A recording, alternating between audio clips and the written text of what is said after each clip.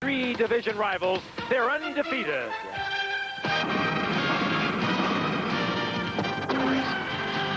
But one other team is also 3-0. The unbeaten Philadelphia Eagles are rolling as well, with quarterback Randall Cunningham back on the case. Tonight's showdown with the Cowboys has got him dialed into Dallas.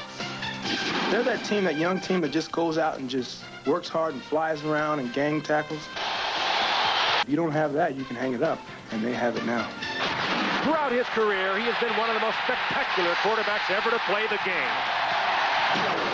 The knee is fine now, and Cunningham is wowing him from coast to coast. Seeing other people just enjoying themselves is what my job is. So I guess I can look at myself, or we can look at ourselves as entertainers. Equally entertaining is the Eagles' defense, the best in football. But tonight's game is strictly business. We just want to be a machine that goes out and does what it takes to win, and then get off the field. It's the battle of the undefeated, the Cowboys and the Eagles, on ABC's Monday Night Football.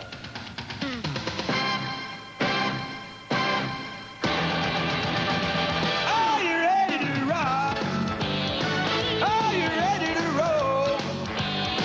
Are you ready for Frank and Al and Dan and their Bang Bang Show?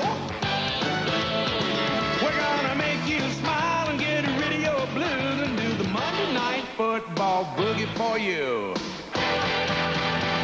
I bet you're ready for some football. Dallas and Philly are coming your way. It's Monday Night Football and it's time to play.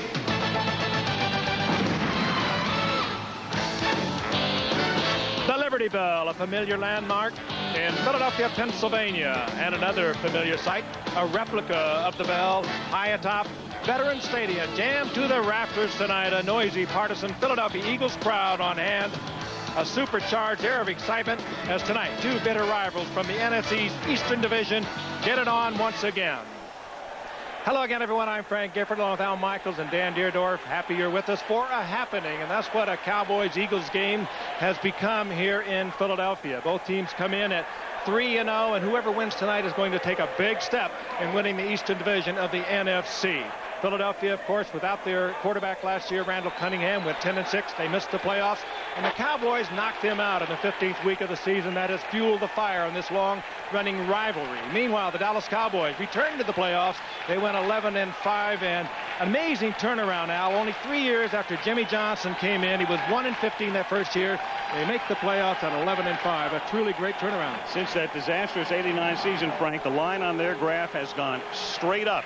And the question a lot of people asked at the beginning of this year was not if the Cowboys would get to the top, but when. They'll go a long way toward answering that question tonight. Because they're 3-0. They've already beaten Washington. And if they can beat Philadelphia at the Raucous Vet on a Monday night, they can beat anybody, anywhere. And if they win, they're going to wake up tomorrow morning favored by a lot of people to go all the way to the Super Bowl. But Dan, first things first, it's a tough task ahead tonight against a team, the Philadelphia Eagles, playing about as well as you can play. And you asked the question, and I'll ask another one. Are the Philadelphia Eagles the best team in the National Football League? And you might say, well, how can you ask that question with them having lost Jerome Brown tragically in the auto accident back in June, and plus they lost their all-pro tight end Keith Jackson to the Miami Dolphins? Well, they've had two additions. One, of course, Herschel Walker, the rejuvenated running back that has really brought back the running game to Philadelphia. And, of course, Randall Cunningham, the NFL's most exciting player, is back under center. Factor in the best defense in the National Football League. Are the Eagles the best team in the NFL? If they beat the Cowboys here tonight, the answer is yes. It is an absolutely perfect night, as Frank stated. At the very top, it is a happening. An electric atmosphere. The crowd has been raucous for the last 15 minutes. And we are finally ready for the kickoff. And the Eagles will send the ball to the Cowboys off the foot of Roger Ruzek, who has booted the ball into the end zone for a touchback 9 times in 17 kickoffs, including 8 straight. Back deep, 83 is Kelvin Martin. 29 is Kenneth Gant. Alexander Wright, who normally runs kicks back, is out with an injury. Martin ruined them last year in the game here. His punt return was the difference in the game. When Dallas came in the next to last week of the season, and knocked Philadelphia out of the playoffs. So here we go from the vet. The kick sailing to the 4-yard line, and this is Martin past the 20 and brought down at the 26. And the Dallas Cowboys begin from there. Troy Aikman, the #1 pick out of UCLA by the Cowboys 4 years ago, and now one of the premier quarterbacks in the league. 6 touchdowns, 2 interceptions. Emmitt Smith is their key man. Johnston, the blocking back. Irvin, the great wide out with Harper on the other side. Novacek, the pass-catching tight end. 2-A. Newton, Stepnoski, one of the finest centers in the league. Giesick and Eric Williams, and they'll have their hands full tonight. 1st and 10 from the 27-yard line. The fake to Smith. White pursues Aikman, who has to throw the ball away. And there's a marker down, and they may call Aikman for grounding. No receiver near the pass. Yeah, I don't think May, Al. Yeah, that's it. What a disastrous way to start a ballgame. Look at the speed of Reggie White. 290 pounds. Intentional grounding. Number 8. Penalty enforcement is the spot of the foul. Loss of down. Again, a reminder, folks. If you throw the ball away, regardless of where a receiver is, if you're doing it to avoid being sacked, and I'd have to say that was an avoidance of Reggie White. Up front for the Eagles, White, Golick, and Harmon are the tackles. Simmons, the bookending right defensive end, along with White. Joyner, who had that tremendous Monday night game in Houston last year with Evans and Thomas. The cornerbacks, Jenkins and Allen. Allen went to the Pro Bowl last year, and the hard-hitting Waters and Hopkins are the safeties. It is 2nd down and 25. And Smith goes nowhere as the Eagle defense sends out an immediate message. Mike Golick, number 90, the first to hit him.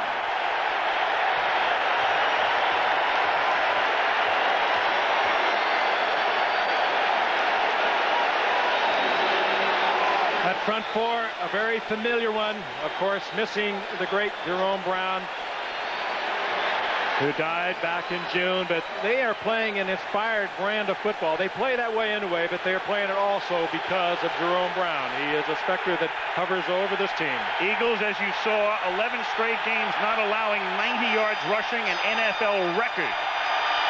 3rd down, 25 as Aikman throws, and it's picked off at the 35 by John Foody. He's inside the 20. He's down to the 14.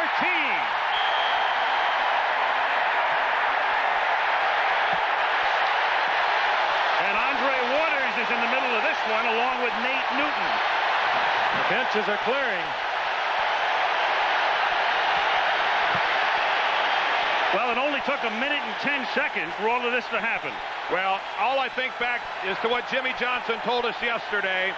When we won the game here in December, we didn't have a turnover. If you allow the Eagles, they will go into a frenzy early if you make a mistake. This is a mistake, and the Eagles are in a frenzy. And for the Cowboys, not only have they lost the ball, but Mark Stepnoski has been injured. Their center still out on the field. Another look. And Troy Aikman, who had been told not to take chances with it, throw it away, throw it into the ground, take the penalty, do anything but turn it over, makes the mistake early. Well, Booty played it perfectly. He knew he had Wes Hopkins deep. He was able to fall off underneath. And John Booty knows that he has given his team a lift early. Lots of pride on this Eagle defense, and justifiably so. Last year, #1 against the rush, #1 against the pass, #1 overall. They are exactly the same now after 3 weeks of the season. And look at this. At least 1 turnover in 100 of the last 102 regular season games. If you like anything about defensive football, they're fun to watch. Ed Booty, former Jet, when Rich Kotite was the offensive coordinator there. Several former Jets on this Eagles football team. Bud Carson, of course, the defensive coordinator when Rich was the offensive coordinator with the Jets, and Bud Carson recognized by people in this game today as maybe the premier defensive coordinator around. 1st down, Eagles at the 14, 1 minute 10 into the game. off the fake, gets pressured, steps up inside the 10, down to the 3. It's going to be first and goal. He's stopped by Tony Tolbert. Here is the Eagle offense. 8 touchdown passes, nary an interception in the first 3 games for Cunningham. Walker, of course, the former Cowboy and Viking, a new home here with Byers, who does everything. Barnett and Williams emerging as a fine tandem. Pat Beach is the tight end, with Keith Jackson having been signed by Miami. Heller, Shad, Alexander, Floyd, and Anton Davis, the offensive line, which was a sore spot for the Eagles the last couple of years, but they seem to be improving. First down, first and goal. Here's Walker burrowing to the 1-yard line. Tremendous second effort there, and the Eagles, in effect, are in a 3 tight end situation down here.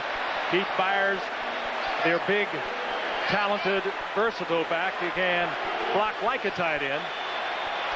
Here is the defensive front for the Cowboys with Tolbert, Casillas, Maryland, and Charles Haley, the former 49er, to shore him up. They go with a rookie, Robert Jones, out of East Carolina, flanked by Smith and Norton. The secondary, they like to gamble a lot. They're suspect. Holton Brown on the corners, Washington and Horton are the safeties. Second down and goal from the 1. That's Byers in motion. Walker, and Herschel gets bunched up at the 1-yard line. Robert Jones and Vincent Smith are there, and the one thing the Eagles have had a problem with is running for touchdowns. They have not rushed for one since late last season. Every one of their scores this year have come through the air. Well, one of the things they try to do on that play, watch the cross block. Watch the right guard pull out and try to make a block and get driven all the way back. Eric Floyd gets pounded into the backfield. When you're on the 1-yard line, any type of straight-ahead blocking makes more sense than combination blocking. Randall good at the bootleg from this position, giving him an option to run or pass. Third and goal. Byers in motion out of a tight set. Here's the roll to the right. Touchdown.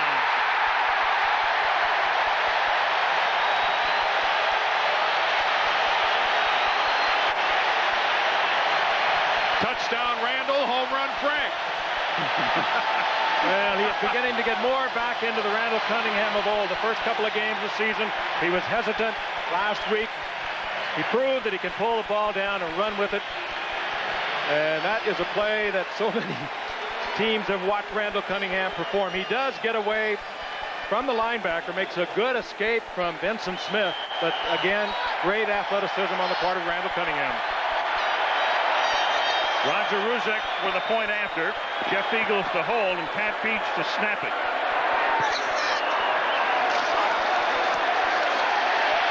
Tough to start any better than that.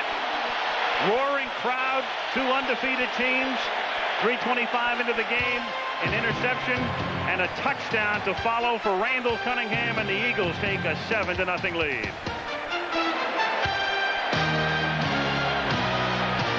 89 along with Randall Cunningham. The Eagles off to a perfect start.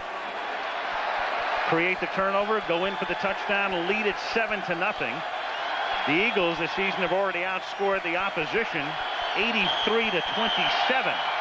Aikman ready to lead the offense back out. Gant and Martin are back to receive for Dallas, and Roger Ruzek to put it in the air.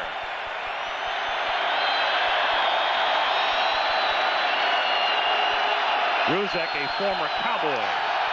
His first kick went to the 5-yard line, and this one to about the same spot. Martin again. Oh, what a tackle by Keith Sherman, the Philadelphia running back. Even the Eagle running backs are hard hitters. Well, I'll tell you, Dallas has got to come out here now and settle down. And if they get another turnover, this could be lights out very, very early. They just come out, play their offense. They know they got a good football team. Look at this hit. Pete Sherman, the running back. And that's textbook. That is driving right through. You got that. I mean, you can just teach that to anybody. That's precision. Mark Stepnoski, who was shaken up on the last Dallas series, is okay and back in and snaps the ball to Aikman, who gives it to Emmitt Smith, who can't go anywhere. Oh, the ball came out of there. The ball came loose. And Eagle had it. Jerry Markbright. I'm sure he pulled it out before he went down. No, they're going to whistle it dead. Very fortunate, I think, for Dallas. It looked to me like the ball was stripped out before Smith hit the ground. Okay, he's got the ball. Now let's watch to the left and see an Eagle's going to come in and actually grab the football. There it is right there, Clyde Simmons. A good break for Dallas. That was a fumble. 2nd and 10 from the 16. Aikman throws a little bit behind Irvin, who makes a great catch, though. He's inside the 40, the 30, and brought down at the 22-yard line by Eric Allen. And that's exactly the type of thing that Michael Irvin can do. The spectacular catch and the great speed, and all of a sudden, the Cowboys are at the Philadelphia 25-yard line. This time Eric Allen makes the mistake. He's one of the best cornerbacks in the league, and he goes for the interception. But look at this catch. Reaching back behind him in the concentration.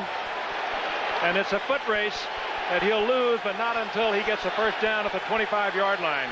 Eric Allen going for that interception. The Eagles are always thinking turnover. You have to give that credit, though, I think, to Michael Irvin. I mean, that was a poorly thrown pass well behind him, Frank. Amazing catch. 59 yards. And Aikman going for 7, throws incomplete. Novacek, the tight end, who catches a lot of passes, was double covered. So Michael Irvin, who had a tremendous day against Phoenix in the Cowboys' last game 2 weeks ago, he scored 2 touchdowns in the first quarter and 3 overall, picking up tonight where he left off 2 weeks ago. And if ever a team was desperate to get out of their end of the field, and look at the concentration reaching back with that right hand. That's a great effort. That sure is. Big, talented receiver. 2nd and 10. Dallas at the Philadelphia 25. 10:04 left first quarter. 7-0 Eagles.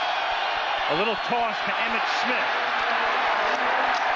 And Smith, who led the league in rushing last season, picks up a very hard-earned 4 yards. He was belted, and I mean belted, by Isaiah Jenkins. He was repelled. We've got an Eagle player down on the field. And slow in getting back up, Seth Joyner. Boy, he's such an important element to this defense. Trying to shake it off, not going towards the bench. Looking now to the bench. And a guy who likes Monday night, Frank. Oh, wasn't he great in Houston? Al alluded to it a while ago. Incredible night. 3 interceptions he had, or 3 sacks of quarterbacks that night. 3rd and 5, and Aikman hits Irvin, who gets wide open for the touchdown. I think it was a play. I think, did Philadelphia call a timeout before the play is the question. I don't think this was a play. The officials are acting like it never happened. Play does not count. Philadelphia called a timeout prior to the snap. First charge, timeout, Philadelphia. And it was actually Eric Allen, the man that was covering Irvin, that called the timeout. And Michael, that's the only reason you were that wide open. But Eric Allen, the player who's covering Irvin, is actually the guy that signals the timeout, and that's why Michael was so wide open. Here's Allen right here. Look at him. This is Irvin here, but look at him calling for the timeout. So he just lets Irvin go right on by. It got the Cowboy fans excited for a minute, but no deal. In Philadelphia, where the Eagles are on top 7-0. Rich Kotite now in his 2nd season with the Eagles. Took over when Buddy Ryan was fired. Jimmy Johnson, of course, only the 2nd coach in the history of the Cowboys. After the great Landry run, Jerry Jones bought the team. Johnson in his 4th year. After the timeout, it is 3rd and 5 at the 20-yard line as Aikman retreats, picks up the first down. Novacek makes the catch. He's out of bounds inside the 10-yard line. Wes Hopkins and Isaiah Jenkins converge on the tackle. It's going to be 1st and goal. And Novacek was working on Seth Joyner, guys, and I don't think Joyner can cover him. Seth Joyner is going to have to come out of the game. I mean, he should take himself out because he didn't look like he was able to stay anywhere near Jay Novacek. And Novacek is not your ordinary tight end. You can put him out playing with a wide receiver, and we know that Joyner is playing with a bad leg, but Novacek has got great speed, great quickness, and it's hard to cover him with a healthy linebacker. It's a gallant effort by Joyner. I'm not sure if he can pull it off. 1st and goal. Aikman might have had that one tipped, looking for Novacek at the 6, and it's second down and goal with 8:46 remaining in the opening quarter. Novacek signed late. Took him a while to get up to speed. He's caught 9 balls in the first 3 games and is a very big part of their offense, much as Keith Jackson was when he played with Philadelphia. The Philly offense will now have to change with Pat Beach taking over the Jackson role. Second down, goal. Joyner still in. I wonder if Bud Carson is in some sort of a coverage where he's giving Joyner help. Here is Smith. And a nice tackle is made at the 9-yard line, creating third and goal. That's William Thomas who got a hold of him and didn't let go. Third and goal as you look at Bud Carson, the longtime assistant with several championship teams and the head coach at Cleveland, and now the defensive coordinator here. I think this guy knew coming here, Emmitt Smith, that yards were going to be hard. They're hard for everybody that plays the green and white. 44 yards in the first game a year ago, and then 75 in the game the Cowboys won here in December. Third down and goal from the 7. That's Kelvin Martin in motion. 4-man rush. Aikman throws. Catch made by Martin, and he gets in for the touchdown. Izell Jenkins almost had him at the 1. Martin takes it in. So what a bizarre drive for Dallas. The fumble that wasn't a fumble. The great catch by Irvin. The touchdown that wasn't a touchdown. And then finally they get in. Kelvin Martin and Troy Aikman, they were right in sync on this one. Aikman picks up the single coverage. Izell Jenkins. And moving back into the ball is Martin. Spins to the end zone. Superb effort to get in. And talk about being all alone. Izell Jenkins had no help. The nearest eagle was a good 5 yards away. And Aikman read the defense. You want to play cornerback in this league? That ought to make you think twice about it. Lynn Elliott boots it through, and with 7:55 to go in the first quarter in Philly, it's 7-7.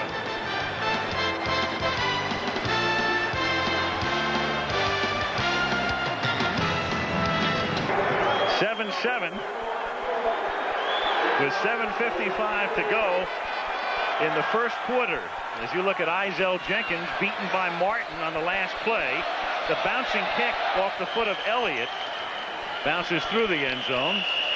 By Sekahema, hands it to Jerry Markwright, and the Eagles will begin their next drive at the 20-yard line. Kelvin Martin on the right, scoring his first touchdown since November 12th of 1989. As you look into Veterans Stadium from high above, the Goodyear blimp Spirit of Akron providing the scenics.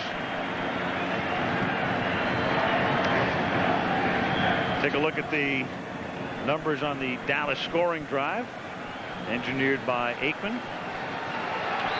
When we say Martin hasn't scored a touchdown since '89, that's a touchdown on a pass. He's scored a couple on punt returns, including one on our opening Monday night game this year. And one here last year against the Eagles that broke their back.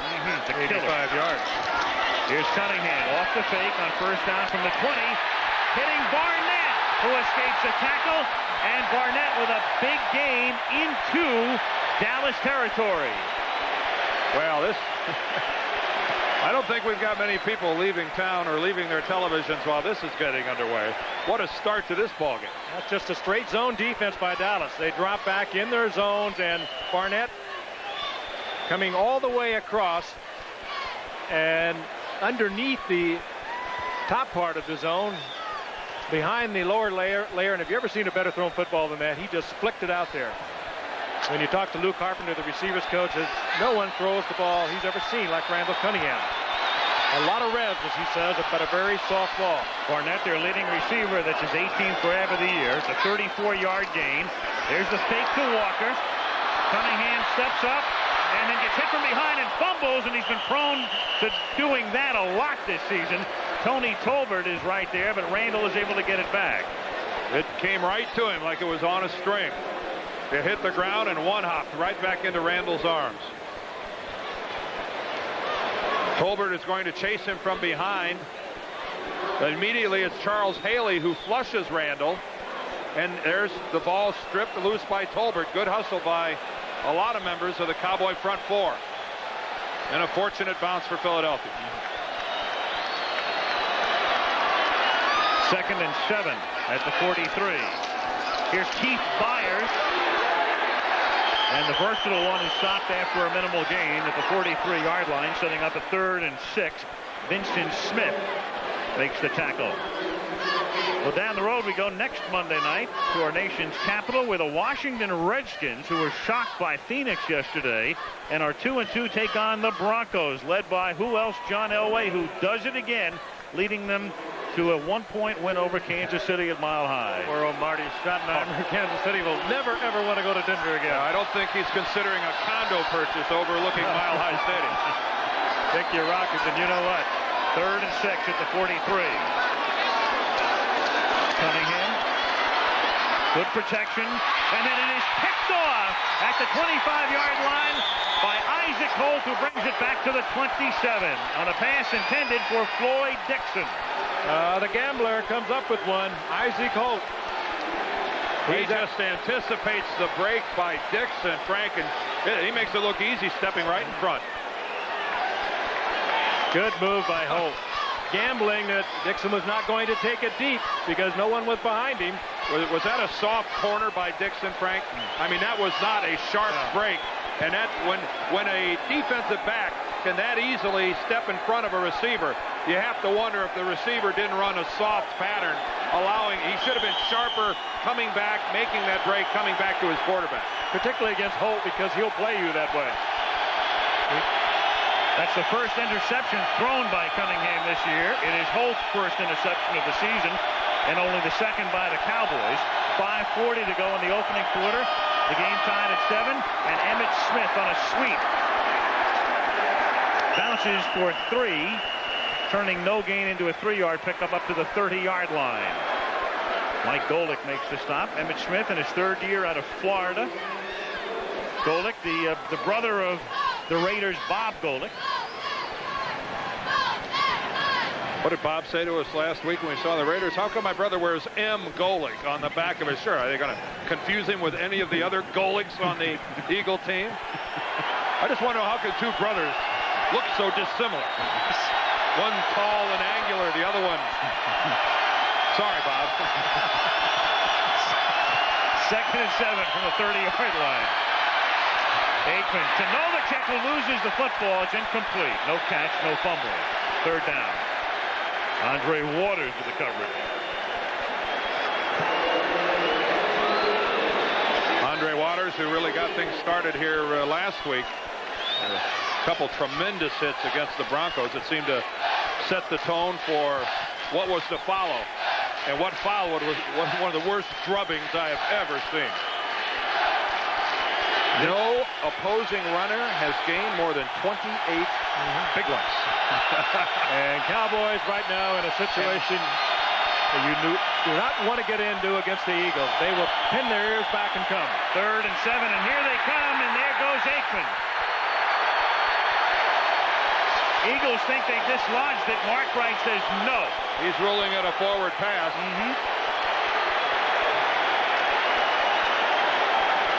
That was just the entire offensive line collapsing back into Aikman.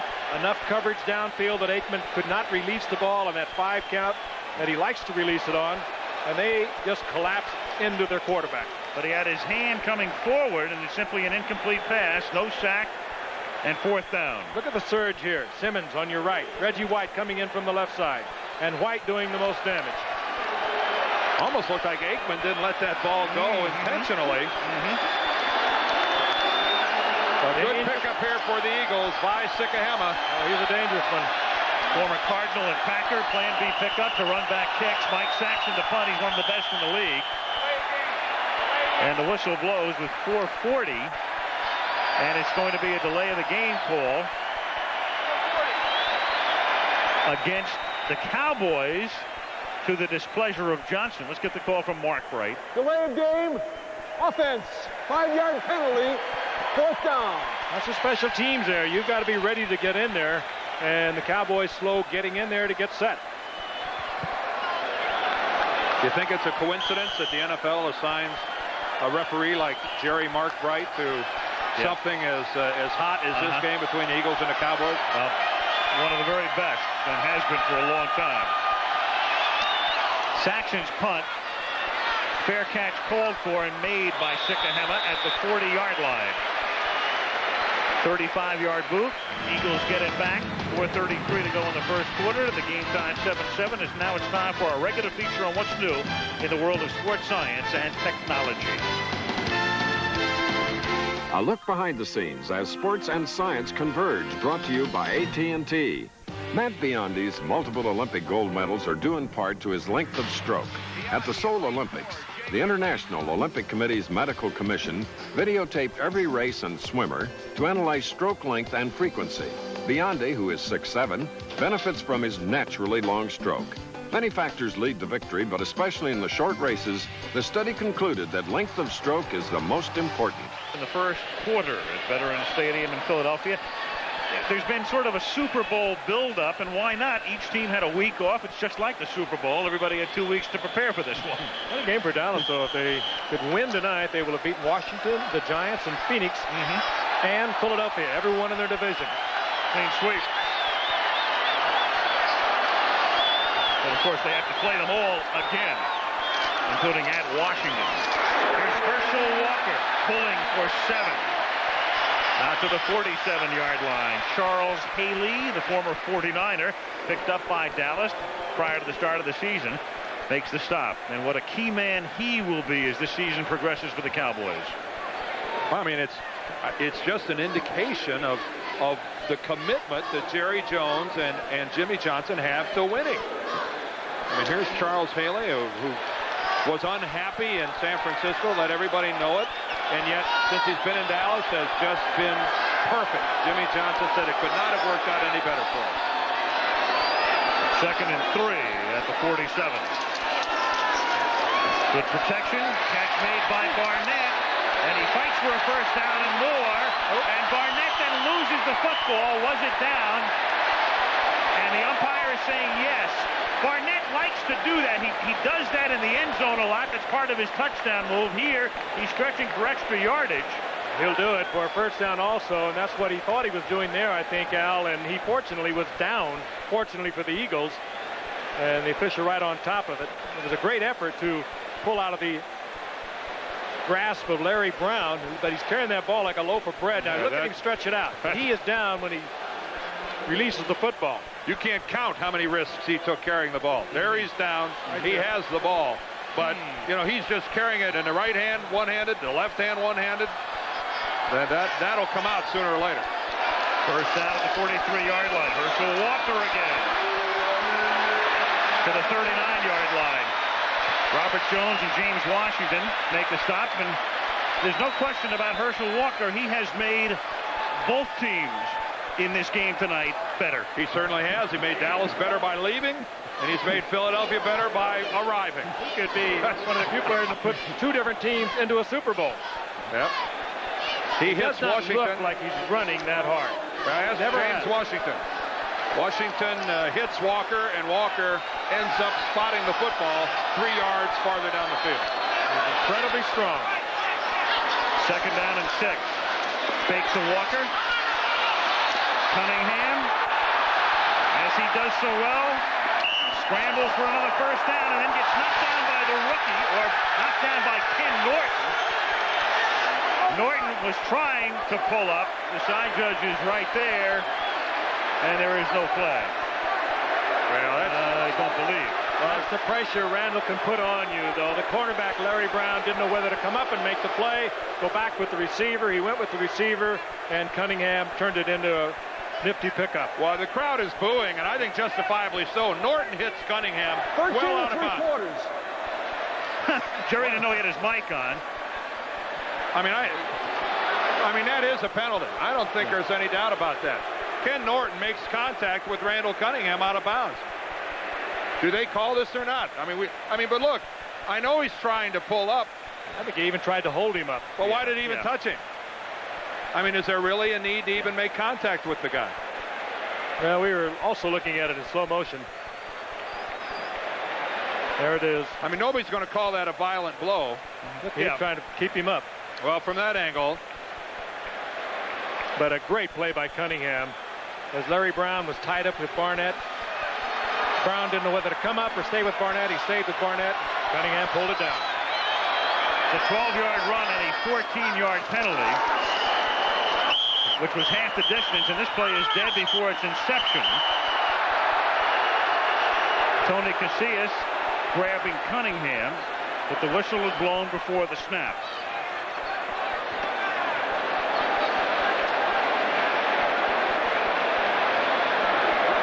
Full start, number 73, offense. Prior to the snap, first down. Ron Heller over on the left side. Got his hands full tonight. He'll be dealing primarily with Charles Haley, even though they do move Haley over to the left side occasionally. But Haley with the incredible quickness. Not all that big, and he's a man you like to run at. If you go directly at him, you can handle him pretty good. And we've seen the Eagles do it a couple times tonight. First and 15 at the 18. A minute 56 to go in the quarter. Game tied at 7. Cunningham lofting it into the end zone, and it is incomplete. Intended for the tight end Pat Beach, covered by Larry Brown, the corner.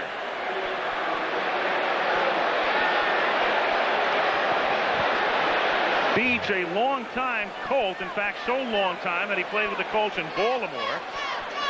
As Heller has a couple of words with the umpire over the last call, and for Beach, who was picked up by the Jets and waived by them, it's been a dream come true to wind up not only with the Eagles, but then have Keith Jackson sign with Miami. Over in the left side again, Haley, Charles Haley, with the incredible quickness, and obviously putting two people on, and Herschel Walker helping out Heller. Heller got an extra shot in there. Yeah, you could say so. On second and 15, going to the corner of the end zone again, and that's incomplete, and no flag as Brown gets wrapped up with Calvin Williams. Well, Larry Brown got tied up with Pat Beach on the last play into the end zone. Didn't get a flag because the ball was way over Beach's head and nowhere near to catchable. Let's take a look at this one from behind. We see Williams making his break to the outside. Oh, boy. That's very close to drawing a flag. Yeah, I wish we could see his left hand and how much pressure he put on Williams. Well, the initial shot was after the 5 yards where you're allowed to make contact with the receiver. That could have drawn a flag. Here it is again. Very close. You're right, that is close. Third and 15, Barnett in motion. They had Byers flank to the left, and Cunningham lofts one to the right, and that's incomplete, and Williams looks for another flag and doesn't get it. Just good, strong coverage again. Kenneth Gant that time. And fourth down. Well, there's major contact. Gant's a former cornerback, and he played that like a cornerback. He comes in the nickel, and it gives you good man-for-man coverage when you have to isolate him, and that was a good play. Again, the kind of play that's very close to drawing the flag, but both corners got away with it. Well, I think we've certainly seen an indication on how things are going to be called for the balance of the game, which is fine as long as it remains consistent from now until the end of the game. 36-yard attempt. Ball spotted at the 26, and we've got a whistle before that play develops. I think we had contact on the line of scrimmage. Or else some sort of a false start that stops it early.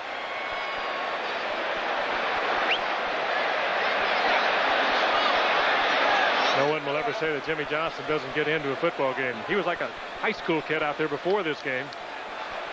Loving the feeling of it. We have a delay of game. 5-yard penalty against the offense. Fourth down. Well, that's going to make it a 41-yard field goal attempt now. Ruzak has been so hot this year. He has not missed. He's 5 of 5. Herky-jerky first quarter. Neither team wants the other to really get into a rhythm, but plenty of excitement to this point. 7-7. It looks like Dallas was in big trouble until Michael Irvin reached behind him and caught that football and took Dallas from deep in their own territory. 41-yard attempt by Ruzak, who hasn't missed one this season and still hasn't.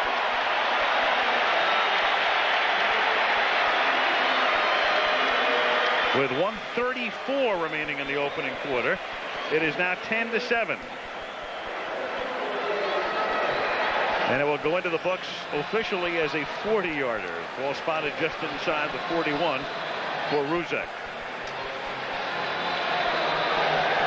So the Cowboys will get the ball back, and we can tell you college football will be coming your way this Saturday. And another beauty for you, Miami coming off that victory over Florida State by 3, going to what they call Happy Valley, and it's been pretty happy for the Nittany Lions of Penn State because they're 5-0 and 7th ranked in the country this Saturday at noon Eastern time. And then the second half of the doubleheader featuring regional action, those games in your regions. And don't forget that calling your local cable operator will give you access to those games. If you have an interest in one of those, it's not being shown in your area. The Michigan State game, a distinct possibility at the Deerdorf household. I have a feeling you'll be in your favorite chair, all curled up in front of the TV, and you're having called your local cable, I'm sure. My shawl and my hot cocoa. Yes. Dog and slippers. Shawls and hot cocoa have no place with this game tonight. This has been, to this point, exactly what we thought it would be. Very hard-hitting, aggressive play on both sides of the football.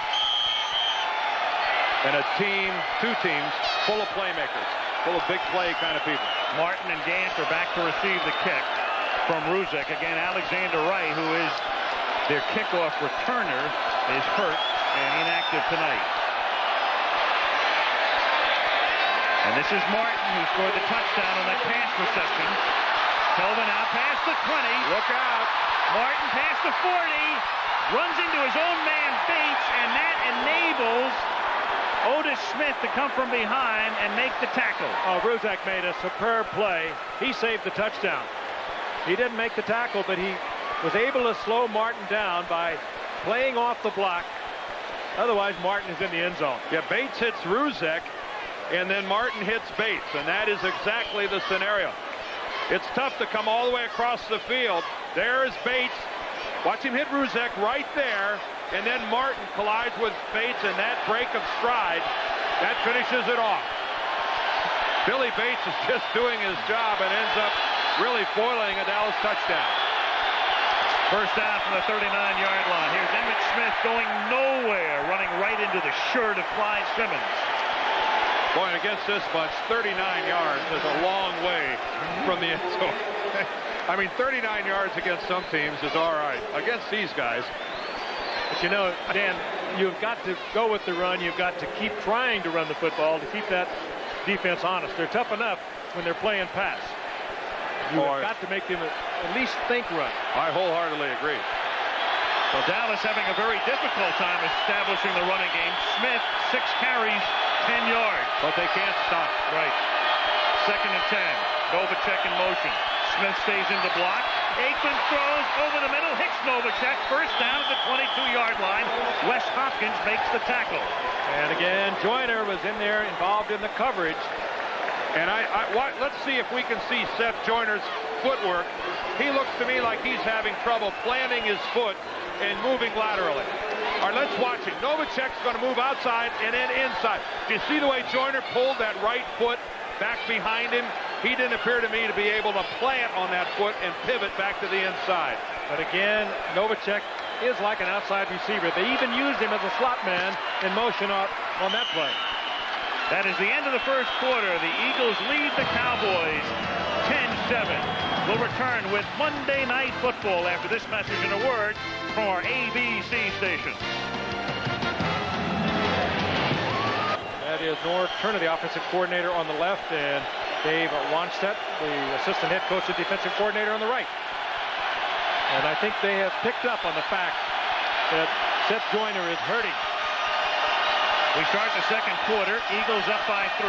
First and 10 from the 22-yard line. Emmitt Smith, on his biggest run of the night, picks up a first down. He's run out of bounds by Wes Hopkins inside the 10. It'll be first and goal at the 7. Boy, good block there by Alvin Harper as we look at the first quarter numbers. Each team with a turnover, but you see that Dallas gave up 7 points on their turnover. Time of possession, well, how about 2 seconds difference? Yeah, but in the past games, Philadelphia has been dominating in time of possession, and as you see there, they're right even with them. And as hard as this game has been played, and so many of the good things seems to have happened for the Eagles, look who's getting ready to put some points on the board, the Dallas Cowboys. They have a first and goal. The ball is spotted at the 8-yard line. Big hole for Smith. And then a hard tackle made at the 4-yard line as he runs into the brace of safeties, Waters and Hopkins. Second and goal. Andre and I have had our disagreements in the past, but I don't think anybody can argue with the fact that Andre Waters, the last couple of years in the National Football League, has cleaned it up. This is a guy who always hit as hard as anybody in the game, and the last couple of years in the NFL has been playing strong safety, as good and as hard and as clean as anybody. Prior to that, he had drawn a couple of heavy fines. Second and goal from the 4. Emmitt Smith again for a gain of 1.5 yards as Simmons wrapped him up at the 4, and then Smith was able to keep the legs moving and ride Clyde for another 1.5 yards. It'll be third down and goal. And the Cowboys looking at a rarity, a possible score on the ground against Philadelphia. They don't give up many.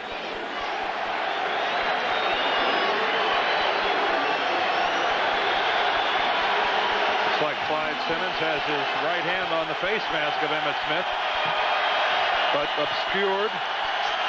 A lot of production for a 9th-round draft choice, Clyde Simmons. Aikman takes a timeout as the Cowboys prepare for a third and goal. Is that their second timeout they've had to take already? Just their first. Yeah, good guess. Half right. One of those. Left in the first half. Al Michaels, Frank Gifford, Dan Dierdorf, Veterans Stadium in Philadelphia. Eagles lead by 3 as the Cowboys come up to the line of scrimmage, which is the 2-yard line. The Eagles have allowed 1 rushing touchdown in the last 10 games dating back to last year. Third and goal after the timeout. Aikman to throw. Aikman scrambling and looking and throwing, and it's picked off in the end zone by Wes Hopkins. I think they're going to rule it at the 1-yard line. It was deflected in the end zone and then picked off by Hopkins on a third and goal. Hopkins, in trying to concentrate, bobbled the ball. He was out over the goal line, and they're going to mark it there. He tried to get back. I think William Thomas was the guy who gets a right hand on the ball. He's hustling all the way across. All right, a couple key things happen here. First of all, number 56, Byron Evans, forces the throw. There's Thomas with the right hand, flips it up in the air where Wes Hopkins makes it, and Hopkins in no man's land, straddling the goal line. But again, Aikman trying to force something to happen. He could have pulled that down. He wouldn't have scored, but they would have got 3 points out of it. 3 people, though. Byron Evans hustling to force the throw. Thomas with the good right hand, and Hopkins with the alertness. Eagles looking for breathing space. This is Heath Sherman out to the 4-yard line to give them some breathing room. It'll be 2nd and 7. ABC's Monday Night Football is being brought to you by Ford and your Ford dealer. Have you driven a Ford lately? You make a valid point, though, Frank, about you don't do anything that compromises your team's chances of putting points on the board. 2nd down and 7. As Sherman takes it out to the 7. And the Cowboys felt the ball had come loose. James Washington arguing it should have been a fumble. And the head linesman saying no, sir. 3rd down. The officials ruling forward progress. It halted to the point where they rule it dead.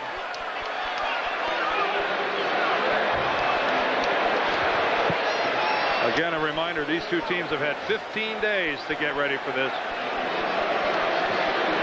Both coaches have talked about the difficulty of keeping their respective teams in check, trying to not leave this game on the practice field.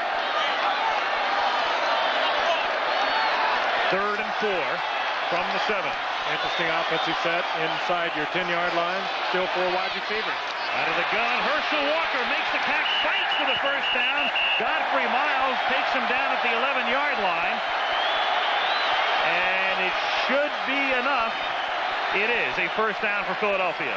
Herschel Walker, who I think caught over 70 passes as a Dallas Cowboy, as both a wide receiver and working out of the backfield, makes a big play for the Eagles. And again, it shows the trust that Rich Kotite has in his quarterback, Randall Cunningham, not to jeopardize anything with a turnover down deep in your own territory. They go with the 4 wide receivers and they get the first. From the 12, Walker fights to the 20-yard line. James Washington making the tackle along with Robert Jones as each tries to wrestle the ball away as well. If you're going to get the ball away from Herschel Walker, you're going to have to bring a jackhammer. Look at him cover up the ball, knowing where he is on the field. Watch him keep 2 hands on the ball. He goes through, and the minute he senses any trouble, he covers that thing up, and they're trying to get it. They're trying to get it. Every ball carrier better really seriously consider keeping both hands on the football from start to finish. 2nd and a yard and a half, and Walker close to the 22, close to a first down, popped by Robert Jones, the rookie out of East Carolina, the only rookie in the Dallas starting lineup. No stranger to seeing a number 55 play middle linebacker for the Dallas Cowboys. That was the great Leroy Jordan's number. 14 years, multiple Pro Bowls. I believe Robert Jones and Leroy Jordan are right next to each other in the directory of Dallas Cowboy players. Alphabetically, they are side by side. Jones preceding Jordan. First down. Rich Kotite, when they picked up Herschel Walker, they let him do what he wanted to do all the time he was in Minnesota. He lines up about 7 yards deep. They zone block basically everything. They don't take him wide to the outside. He's not a cutback runner at all. He's a power runner. When he sees a gap, he hits it, and he sees it very well from about 6 or 7 yards deep. There he is from 7 yards. From the 22-yard line. Cunningham escaping. Turns a loss into a short gain, tackled by Vincent Smith at the 24-yard line. Russell Maryland hit him first. Vintage Randall. It's fun to watch, isn't it? Yeah. He breaks away from that one tackle. The Cowboys were in a rare man-for-man defense. He would have been long gone. He reads that man-for-man, too, and he pulls the ball down right there. It's just remarkable, and made all the more so when you meet and talk to Randall Cunningham when he's in street clothes. So frail, so thin. You just wonder how he survived. 2nd and 8. Walker for about 3. Stopped by Robert Jones with 8:55 remaining in the first half, and the Eagles on top, 10-7. Randall looking over. Rich Kotite calls the offensive plays for the Eagles. There's Zeke Bratkowski, the quarterback's coach, who is just in awe of Randall Cunningham's ability to throw the football. Forget about the athleticism, because we've never seen anyone like it. He has the strength. He can fire the ball that's flat-footed 30 or 40 yards. And just with his arm. 3rd and 5 at the 27-yard line.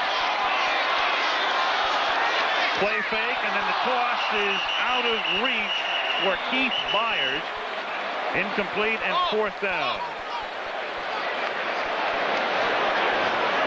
Byers, drafted as a running back, he's been everything. H-back, tight end, you name it. They split him. He has been their most versatile player for the last 3 or 4 seasons. And even though that drive ended on a bad play, an incomplete pass, a successful drive for the Eagles. They started at their 1-yard line. After the interception. Jeff Beagles with the kick, and a fair catch is called for at the 20-yard line by Kelvin Martin.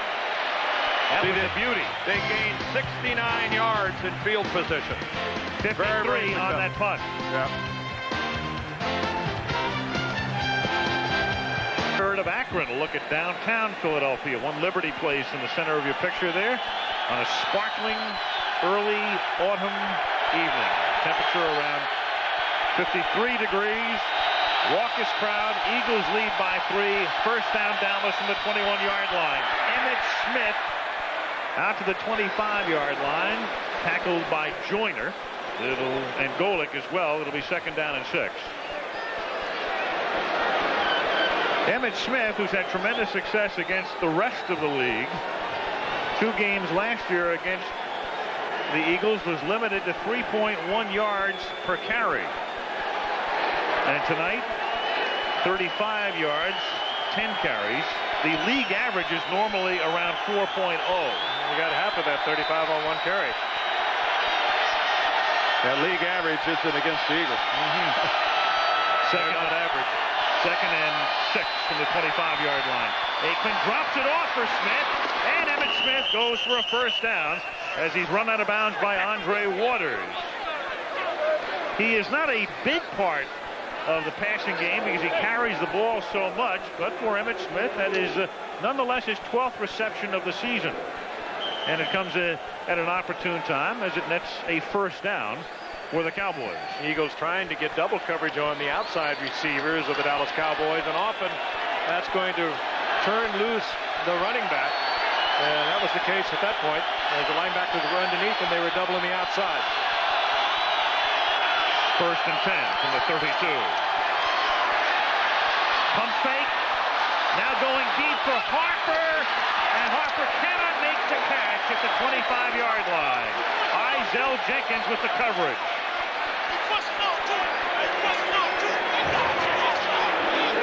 Harper, the receiver from Tennessee, also a world-class high jumper. They use him in situations where they get down into fade patterns at the goal line. This time he goes up high but doesn't come down with it. Had a chance to handle this ball. It would have been tough. And a good play by Jenkins to disturb the concentration. Well, Jenkins actually pulls down Harper's arm after he makes contact with the football. It looked like Harper was going to catch that. And as he went to pull it in, Izell Jenkins actually pulls his forearms down. Nicely done. 2nd and 10 from the 32. Throwing underneath to Novacek. And Novacek tackled at the 41, short of the first down. Jenkins and Joyner stop him a yard short of the first down. You just can't play Novacek like most tight ends in the league. You have to play him in a passing situation, certainly with a defensive back. Linebackers are not going to stay with him. That time Seth Joyner, who is playing hurt, no question tonight, had dropped off. And now Joyner's going to get a little breather. Rose comes in. At the 41. 3rd and 1, Dallas. Smith, first down. Emmitt to the 44-yard line as the clock ticks down to 6 minutes remaining in the first half, and the Eagles on top 10-7. I just can't help but watch the Dallas Cowboys on offense, on defense, their special teams alertness, and every time it seems they handle the ball being so close to breaking a big play. All I can think about is 1 and 15. What, 3 years ago? Yeah. 1 and 15. And now look at this ball club. Young and emerging and on the way up, and obviously a ways to go. This team gets better every week. From the 44, Aikman flushed out, throws on to Ron, and that's incomplete, and there is no flag intended for Michael Irvin, covered by Hopkins. White putting the pressure on. Well, we've illustrated, in a sense, how far the Cowboys have come with Jimmy Johnson. There he was in '89. One win was against Washington. Nice right? sound effect. A little bit better in 1990, and then last season, one of only 3 teams in league history to improve by 4 or more wins in 2 consecutive seasons. The Vikings did it in the late 60s, and the 49ers did it in Bill Walsh's first 3 seasons. That's the animation that the guys on Sunday can only dream about. Is Kelvin Martin for a first down as he takes it into Eagle territory, tackled at the 45-yard line. Yep, that unlimited Monday night budget. We can... They may have nightmares about it. Jimmy Johnson arguing that Andre Waters came up and speared Martin when he was on the ground. Well, when you have a reputation that Andre Waters has had over the years, but you're going to get attention like this. But he could have very well have got a flag. The other point you have to, it looked like he was in the air when Martin was just hitting it. Close. From the 45, Emmitt Smith. Stopped by Mike Golick after a minimal gain. 4:20 remaining in the first half. And another intimidating pop by Waters.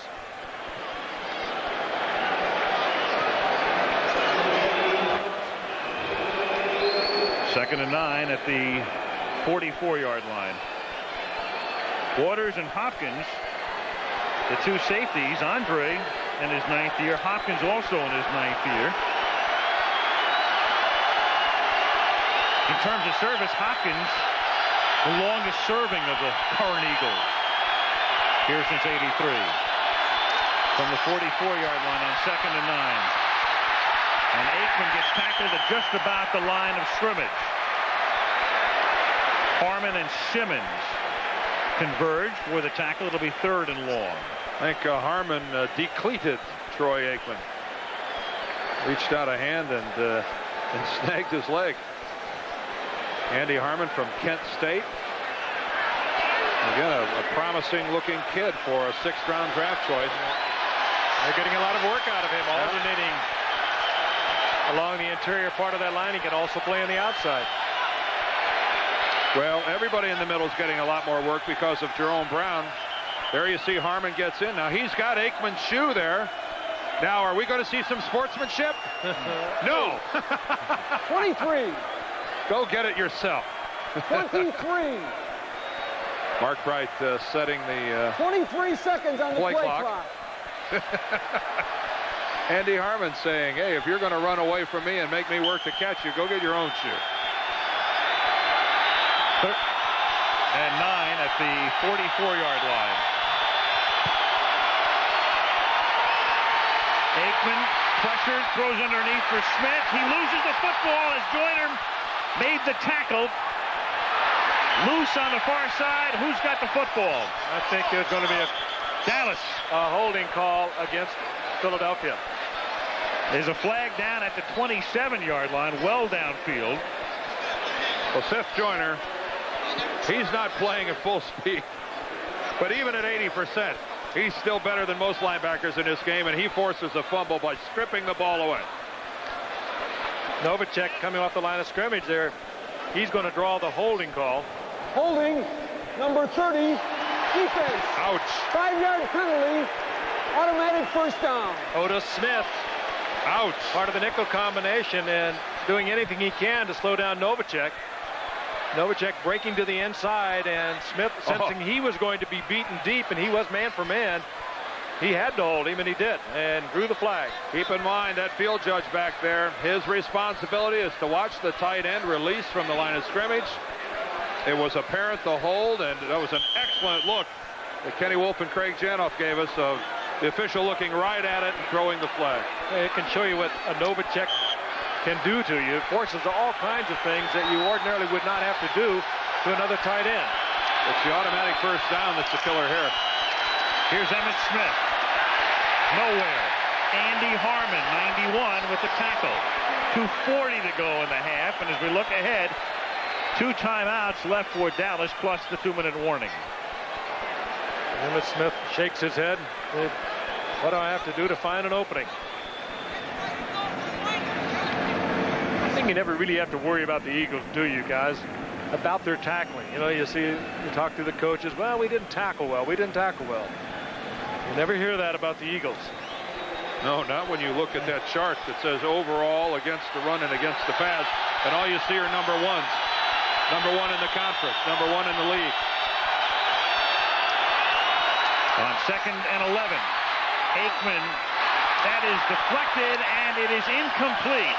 Alvin Harper, the intended receiver, and Eric Allen breaking it up.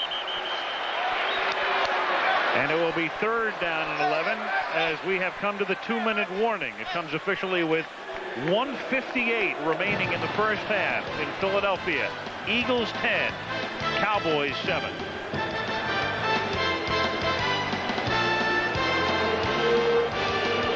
Cowboys at the Eagle 40-yard line. Eagles up by 3, 1:58 to go in the half. 2 timeouts remaining for Dallas. Aikman has to get it to the 29, hits Novacek, and he gets tackled at the 33-yard line. His 4th reception of the game. He is stopped by Wes Hopkins, and now we'll see if the Cowboys, with a rookie kicker, opt for a 50-yard field goal attempt. And that is what Johnson is doing right now.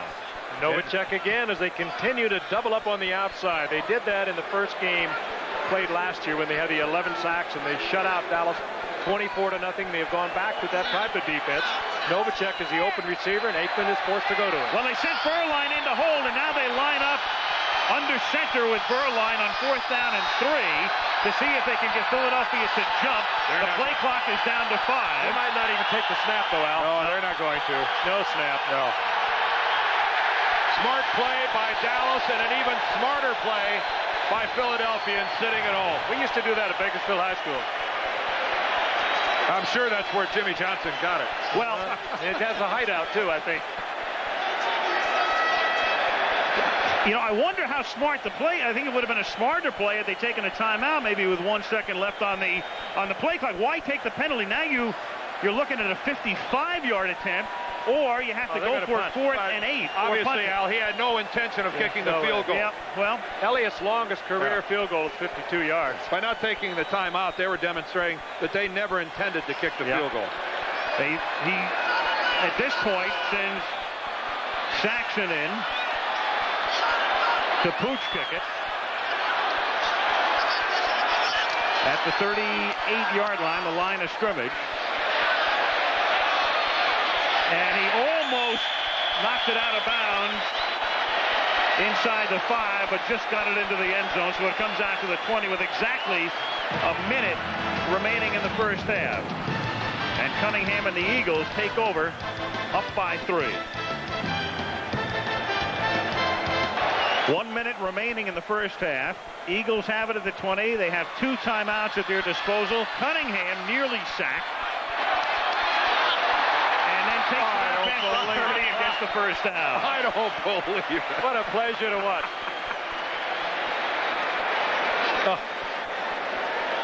That ate up 9 seconds. There's tomorrow's lineup, prime time on ABC Full House, hanging with Mr. Cooper, Roseanne, Coach, and Going to Extremes. The primetime block tomorrow night on ABC.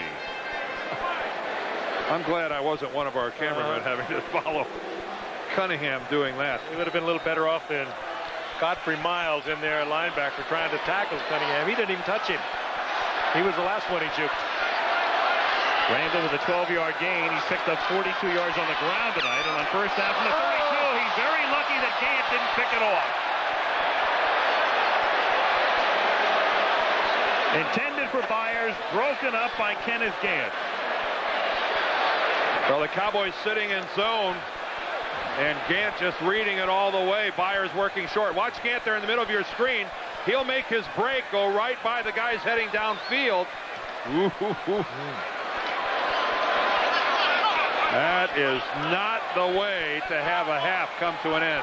We may see Randall be a little more selective here. Shotgun, 2nd and 10 at the 32-yard line. 3-man rush. They put the pressure on, and it's 1 hop to Williams up at the 44-yard line. It'll be 3rd down and 10. 42 seconds and 2 timeouts left for the Eagles. And Dan was right. Deliberately 1 hop by Randall Cunningham. And he was looking over and said, we want to let the clock go. But now with 2 incomplete passes and the clock stopping, Dallas is looking at getting the ball back here. I won't guess. How many timeouts does Dallas have? They've got 2. 2, okay. What a 50% chance again. Yeah, I've discovered that snowballs. Once wrong, you stay wrong. 33% chance. 3rd and 10 at the 32-yard line. Again, a 3-man rush. Gets sacked at the 25-yard line, and now Dallas should take a timeout as Tony Tolbert gets credit for the sack, and that's going to stop the clock with 37 seconds remaining in the first half. A good play by Randall. Good coverage by the Cowboys downfield. He wasn't going to try to force anything in there. Go down at the 25-yard line. Dallas takes a timeout. They have 1 left. They'll be getting the ball after the punt with 37 ticks remaining in the half and a 3-point Eagle advantage.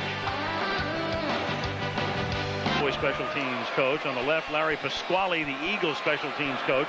The Eagles are going to get the ball. And the man to watch here is Isaac Holt, right there, the premier kick blocker of the Cowboys. Cowboys will get the ball after the Eagle kick. Fiegel sets up at his own 10-yard line. Holt, number 30.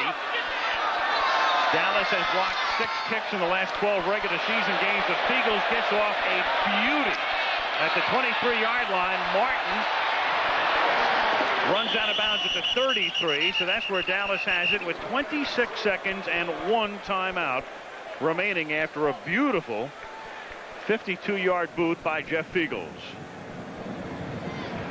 Veterans Stadium opened in 1971, home of the Eagles and the Phillies.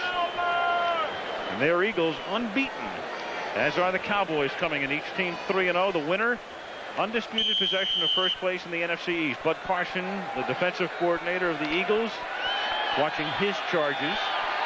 If you're Norv Turner, Troy Aikman, Jimmy Johnson, and the Cowboys, how aggressive do you get here with this amount of time left? From the 34-yard line. This aggressive. Yep. Aggressive enough that it's incomplete. Intended for Irvin, who's been limited to only 1 catch tonight. Eric Allen with a coverage. Irvin with that 1 catch. It was a big one, 59 yards. And it was a spectacular catch as he had a reach from behind. Let's take a look at Irvin going up against one of the better defensive backs in the game today, Allen. He's made a couple of big plays tonight. Coming back, timing it out just perfectly. Irvin's big receiver, 6'2", 199 pounds. Plays even bigger than that, and he has a great use of the hands in pushing off of defenders. 2nd and 10. 4-man rush. Aikman in and out of the hands of Novacek, the tight end, with 16 seconds remaining. It'll be 3rd and 10. Eagles last year finished the season #1 against the rush, #1 against the pass, which of course makes them #1 overall. Good. And they're in the same spot this year. Yeah, everybody calls it the triple crown. It's the double crown, because if you're going to lead the league in rushing defense and passing defense, you have to lead in total defense. We'll have a piece on Randall Cunningham at halftime, and I think the receiver that the Eagles have got to watch here is Harper. They like to throw the ball up and just let him go up and jump for it. Now they're going to play it safe. Emmitt Smith has the first down, steps out of bounds with 10 seconds at the 48-yard line. that's one of those running plays that will make Emmitt Smith's yardage numbers here for the first half seem more productive than they really were. I mean, that's going to add handily to his total, and a really almost uncontested rushing yardage by the Eagles defensively. At the 48 now, first down, 10 ticks left. They need something now to take it out of bounds near the Eagles 30. They still have that timeout, too. Here is Aikman throwing, hits Novacek. He's trying to get out of bounds and can't at the 45-yard line with 3 seconds, and Dallas. Why would you run a 7-yard pattern in that situation with 10 seconds? And they're going to take the timeout. I don't understand it either. That makes no sense whatsoever to me. What does that have to do? I mean, I don't see any he might not have been the prime where receiver. That could have worked. Might not have been the prime receiver. Maybe he was to pull the linebacker off the coverage downfield. But you got to go downfield at the very least, hoping you might get a penalty of some kind. And right. Now that, and with 10 seconds left, I mean, you need 25 yards to set up a field goal attempt. Johnson obviously doesn't feel that Lynn Elliott's range is 50 yards, by the way. He made that pretty clear on the last drive. But was it a year ago in RFK Stadium? They went with, I hate to even say it, I get so much heat about saying Hail Mary, but they went with the Hail Mary against the Washington Redskins, and they were successful to Harper just before the half in that game. Well, that's what they're down to here. You've got 3 seconds. The place kicker Elliott, but he is no factor at this moment. No, but he ought to. I think he ought to be trying to stay loose to possibly get some sort of a penalty. Or remember, the half can't end on a defensive penalty. Barring a penalty, last play of the half. Aikman just throws it up for grabs, and it's knocked down inside the 5-yard line. 5 Eagles were back there. So that's the end of the First half, Philadelphia leads it 10-7. And we'll return with halftime activities after this message from the National Football League and a word from our ABC station.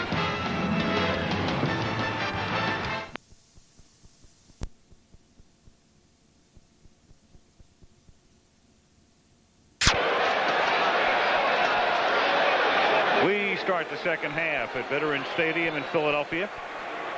Each team 3-0 coming in.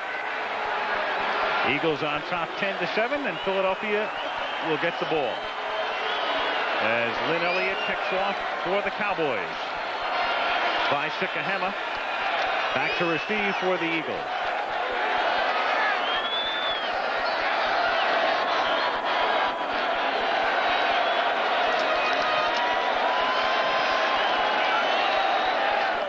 Right now they're waiting for the clock to get reset at 15. And here we go. Sikahema waits for it at the 7-yard line. And straight up the middle out to the 24. Tackled by Darren Woodson, rookie out of Arizona State. And let's take a look at the numbers through the first 30 minutes of play. Dallas with an overwhelming lead in yardage, but they also have the turnovers. The 2 turnovers, and one of them prevented points, the other gave up a touchdown. Yeah, the opening interception by Booty was the one that led to the Eagle touchdown. That's Floyd Dixon in motion, and Herschel Walker begins with a 1-yard pickup over the right side, tackled by Tony Tolbert, and Vincent Smith also helping out. It'll be 2nd down and 9 at the 25-yard line. Herschel Walker, very much of a workhorse through the first 3 games. 76 carries in 3 games coming in. That's 25 carries a game. And a guy, well, you know the story, released by Minnesota, and it would seem to be a perfect fit in the Philadelphia offense. Dixon again in motion. Fires this time. Up to the 29-yard line. Russell Maryland makes the tackle. It'll be 3rd and 5. Now to take your Herschel Walker analysis a step further, what I hearkened back to was on this very field. The Vikings were here to play the Eagles a couple of years ago, and it was on that night that Herschel Walker looked so out of it, so not even a part of the Viking team. I mean, I really thought his career was in jeopardy of being over. It was a low point of his career, no question, but Rich Kotite, when he brought him in, he gave him this kind of an offense. Look at him, 7 yards deep, the zone block when he carries the ball, and let him pick the hole. 3rd and 6, and here's Walker bursting for a 1st down up to the 35-yard line, tackled by Norton and Miles. Now that's Herschel Walker. You don't send him outside. You don't try to let him do a whole lot of blocking. You line him up there deep. He has great speed, not a whole lot of niftiness, but if he ever gets through a gap, he's gone with that 9-300 speed of his. It also, I think, Frank, amplifies, if you ask the Eagles, what is their biggest area of improvement on this football team, and they'll tell you that it's the play of their offensive line. Heller, Shad, Alexander, Floyd, and Davis, a much improved unit from a year ago. 1st and 10 at the 35-yard line. Cunningham drops it off for Walker, and Herschel can't break a tackle as Larry Brown, the corner, comes up to stop him after a 1-yard pickup. 2 men that came into the league at the opposite end of things, Herschel Walker and Larry Brown. Larry Brown, a 12th round draft choice last year. Started 13 games for the Cowboys, had a couple of interceptions, but one guy with a Heisman Trophy and one guy hanging on by his fingernails. Both starters, both productive. 2nd and 9. Eagles at the 36. Philly up by 3. Fake to Walker. Cunningham looking for room, finds none. Tackled after a 1-yard gain by Casillas and Washington. It'll be 3rd and 8. That was should have given Walker the ball. Not the prettiest thing we've seen all night. It was, I don't know whether he was, I'm not sure what the intent. Passer, and I don't know what he was attempting to do. Might have been a blown something by Cunningham. You roll out behind the flow of a play, you're going to attract the crowd, and he did. 3rd and 8 at the 37-yard line. Out of the shotgun. Cunningham. Pressure to the 25. The ball is loose. And he's hurt. There's been no whistle. And Cunningham's hurt. Oh, and Al and Frank Randall's hurt. Grabbing his right leg. It was the left knee, by the way, that was hurt last year, requiring the surgery. Jimmy Jones comes in. It looked like the right guard, Eric Floyd, didn't know what the snap count was. Jones goes right by him while Floyd is still down in his stance. And Randall jogging it off on the sidelines. And I think all of Philadelphia right now is, their heart is in their throat. On 4th down, Fiegels has it bounced at the 32. Oh, and did he get a break, Al? A tremendous break, because that's a 20-yard roll. But Dallas was in a return mode with their special team. No pressure on Fiegels. He had a bad snap, and there is a collective sort of sigh of relief by this capacity crowd as Randall Cunningham appears to be all right.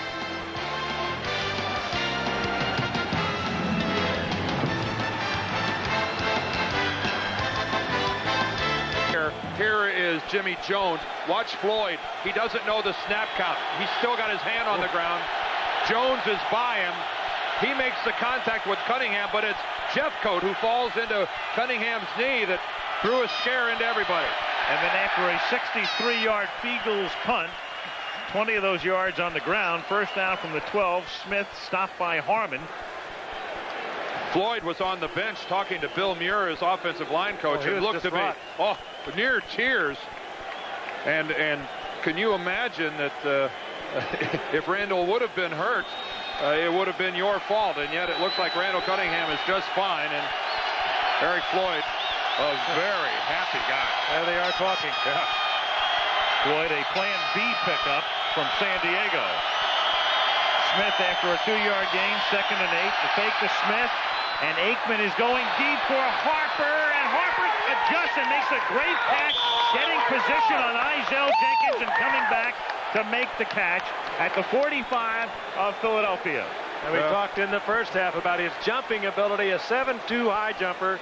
He hung it up there and just took it away from Izell Jenkins. He's big, 6'3". They love to put it up. Jenkins not bad position on the ball. I mean, it's really kind of an ugly pass. Underthrown. Both guys have to slow down to the point, but Alvin Harper was just that tremendous. And look how long he stayed up in the air. If you're Izell Jenkins, how do you defend that? I don't know that anybody has an answer for that. 1st and 10 at the 45-yard line. The fake draw, and then Aikman has his arm hit as he throws, and it's intercepted by Byron Evans. Out of bounds at the 45 of Dallas. Was it Reggie White? It was somebody coming from the right side. Seth Joyner. Seth Joyner got a hand on the ball. Coming from the outside on the right. Seth Joyner gets around Eric Williams, the right tackle. And there's a big play. Seth Joyner is one of those rare football players that he makes things happen in a football game. We talked about his game, great game against Houston a year ago. He does it all year long. Here he comes, number 59, top of your screen. Eric Williams just gives him the soft corner. Doesn't even hit Joyner. That's inferior play by the right tackle. 1st and 10, Eagles at the 45-yard line. And they give it to Walker for a gain of 3. Takes it to the 42. The initial stop made by Robert Jones. And we'll take another peek at that interception. From the left side, there's Joyner. This makes contact, and Evans just has to wait for it to get there. Look how quickly the Eagles defensive team gets into a blocking mode. Waters coming back with a block that gets extra yardage for Evans. 3rd interception for Aikman, but you can't blame that on the Dallas quarterback. Aikman had only 2 interceptions in the first 3 games this season. 2nd and 6 from the 41-yard line. Here's Byers behind a Walker block. Stopped by Jones, short of the first down. It'll be 3rd and roughly 2 with 8:15 to go in the 3rd quarter. And the Eagles on top 10-7 with all of the scoring in the game in the first period. Troy Aikman, coming into the game, had completed close to 70% of his passes, but tonight 10 out of 24. The 1 touchdown to Martin and 3 picks. Had only thrown 2 interceptions in the previous 3 games. But look at that. 3 times of the 4 times he's done it have come against the Eagles. I mean, that's every quarterback in the NFC East, isn't it? 3rd and 2 from the 37-yard line. Cunningham throws. The catch is made, and forward progress for Barnett should be enough for a first down, and is. Well-run pattern by Barnett. And a good read by Cunningham. He found the man-for-man coverage. And Barnett just was the threat going upfield against Larry Brown. Brown playing way off, but in the man coverage, and Cunningham reads it. That's the old saying, pigs get fat, hogs get slaughtered. Brett Barnett knew exactly how far to go. Got his first down by about a yard, because that's all he had to have. From the 34, a little toss back to Walker. Herschel inside the 30 and run out of bounds at the 27-yard line by James Washington. Big Antone Davis gets out in front of that. What a classy act in Herschel Walker. He kept his mouth shut all week long and for the last 2 weeks about all the hype building up to this game, how he would like to have the great game against Dallas. You heard nothing from Herschel Walker, but you know that inside he would love to have a great one tonight. 2nd and 4 from the 27-yard line. Walker again. Walker to the 23-yard line, and that's very close to a first down. I believe he has it. Robert Jones makes the tackle. First down.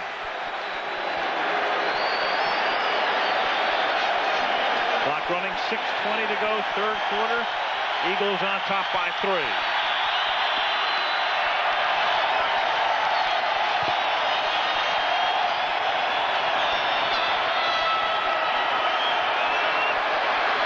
If there was any question about Randall Cunningham's knee and how far it's back, I think it's all put to bed now.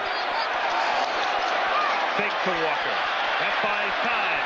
Too deep, nearly picked off by Horton on the pass intended for Calvin Williams. Calvin Williams got tangled up and he tripped, and Horton had an easy shot at the interception. Williams went down inside the 5-yard line. He wasn't there even to take it away from Horton. He got tangled up with his defender. There goes Williams. He's down. But Horton playing center field was right there. Isaac Holt providing the coverage on Williams. They got tangled up and Williams went down. 2nd and 10. Eagles at the Cowboy 23. 4-man rush. Cunningham throws to Byers. Beautiful. First and goal. That is pretty. That is really pretty. Being chased by Leon Lett. Randall Cunningham stops and sidearms the ball back perfectly to Byers. I mean, you don't work on it in practice. You don't coach it. You don't even talk about it. Few people can do it. Great body control. What an athlete. First and goal at the 9. Walker. Touchdown.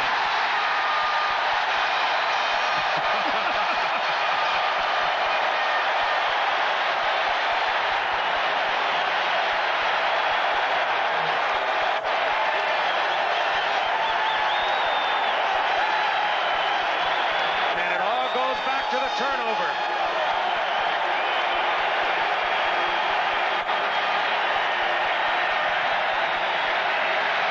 Watch the broken tackle in the backfield. He's been had by Kenny Norton Jr. And this right here may start a trend. Herschel Walker acting like he's been there before. Roger Ruzek with the extra point.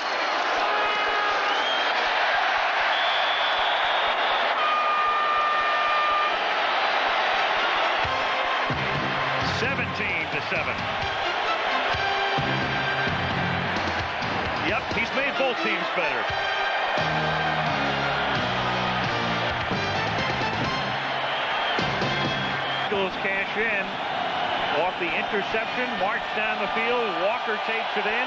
Philadelphia up on top, 17-7, with 5:01 remaining in the third. Gant, he wants more crowd noise. He'll get it too. Ruzek to kick off. Gant and Kelvin Martin to run it back. Low liner. Touchback.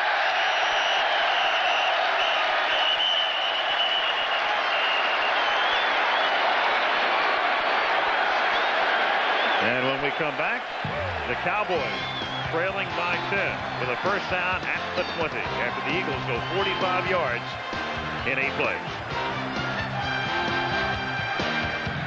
River on a sparkling night, and it's been a sparkling night for the Eagle fans to this point because their club leads 17-7. Cowboys have it.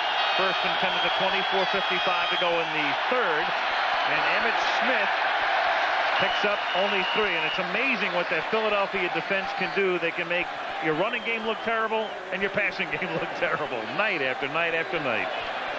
And how they consistently generate points off of turnovers.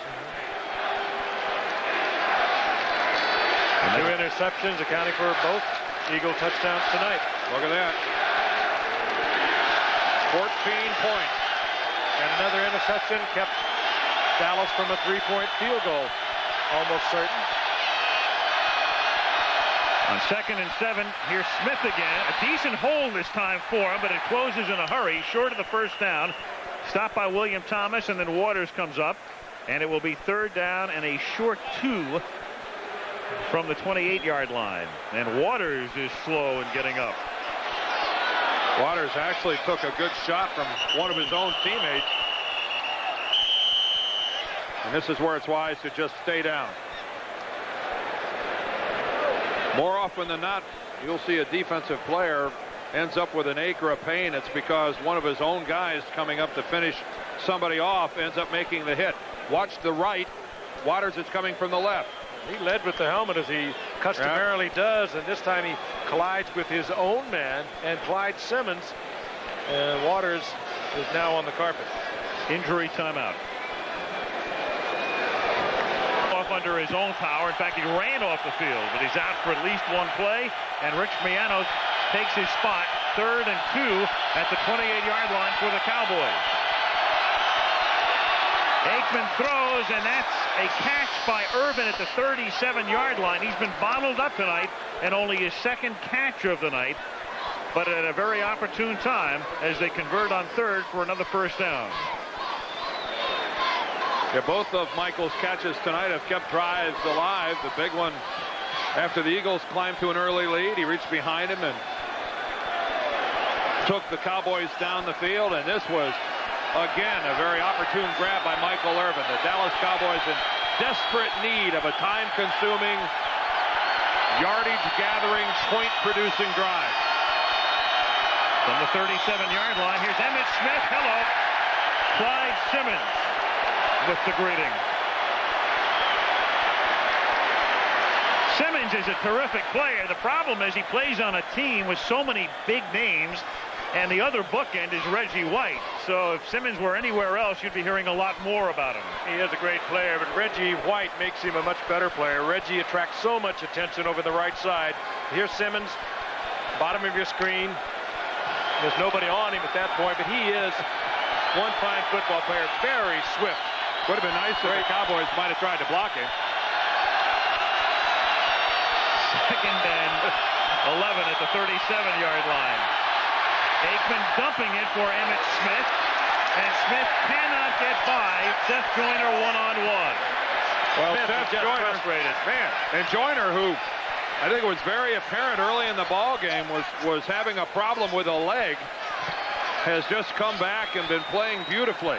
And you know, it is inspirations like that that really flow to everybody else in the defensive huddle. They all know that Joyner's nicked. And here's that situation where you hate to have 3rd down and long against the Eagles. Now watch Emmitt Smith.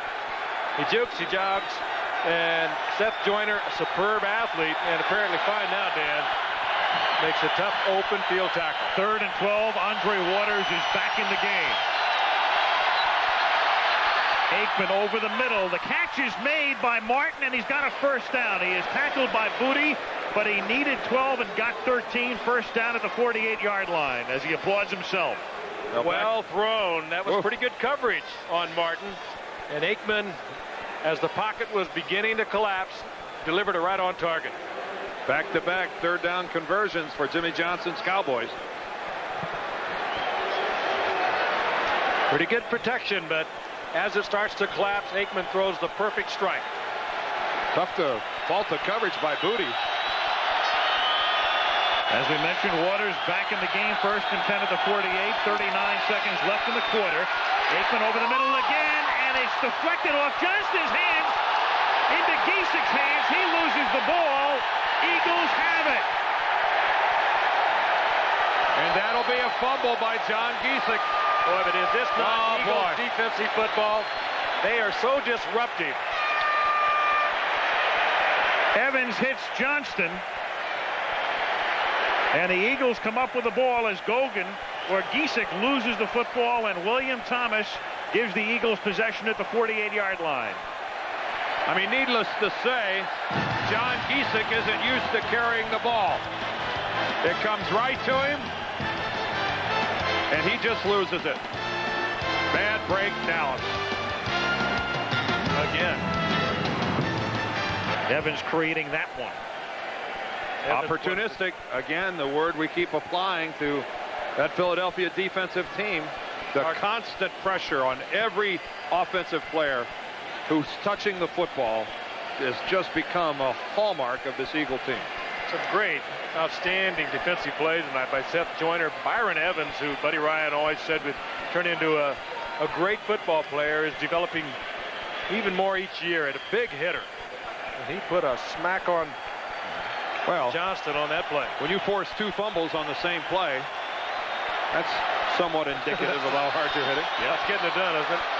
30 seconds remaining in the quarter. Here's Byers taking the inside handoff and just getting back to the line of scrimmage. And that will be the final play of the 3rd quarter. Well, we've reached that point where you ask an awful lot of your defensive team, and that's what the Cowboys right now are asking of their group. They need to force the Philadelphia Eagles to run just a couple more plays and punt the ball away. They cannot fall farther behind and expect to win this game. 3rd quarter is over. Back we come with Monday Night Football after this word from our ABC station. Brayman owns the Eagles. Man on the right is the president and chief operating officer, Harry Gamble, who was quite instrumental in the signing of Herschel Walker. Looks like the Reverend Norman Brennan. Yes, he does in that shot. As we start the 4th quarter on 2nd down from the 48 on 2nd and 10, Pat Peach makes the catch, takes the ball to the 45-yard line where it'll be 3rd down and 3. And Jerry Jones in the middle of the shot, the man in the suit and tie, the owner of the Cowboys, watching his team trailing by 10 as this 4th quarter commences.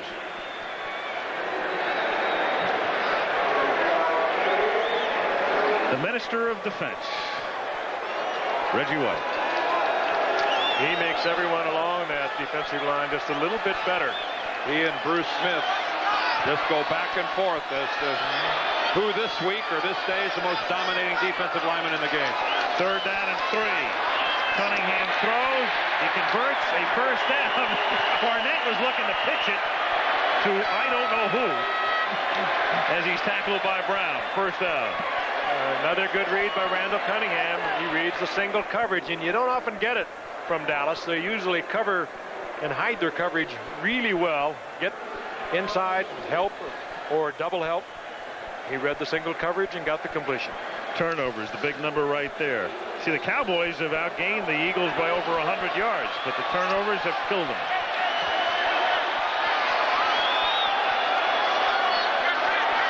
First and 10 at the 37-yard line. Good protection. Perfect pass. First down. Barnett They call him Arkansas Fred out of Arkansas State. He and Calvin Williams were both drafted together 2 years ago when the Eagles went into the draft saying we need receivers, and they actually went for Mike Bellamy as their first choice of the three, and he's not with the team anymore, but the other two have really paid off. But again, look at the throw by Cunningham. Barnett complaining that Washington delivered a blow to the head, which he did. But again, it was just a pinpoint pass by Randall Cunningham. Perfect touch from the 16-yard line. Herschel. Another touchdown.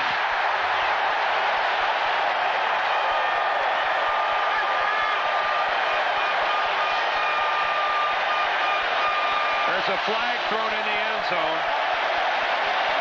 Well after the play. It has nothing to do with the touchdown run by Walker. That's a great call. Cowboys thinking pass. In a pass rush mode, they come at the draw. Herschel explodes into the end zone.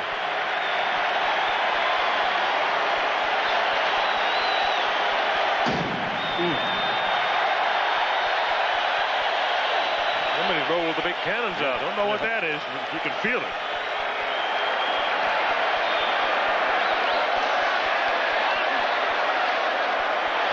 Mark Bryant getting together with the side judge. Side Judge Howard Slavin has been involved in a lot of action tonight.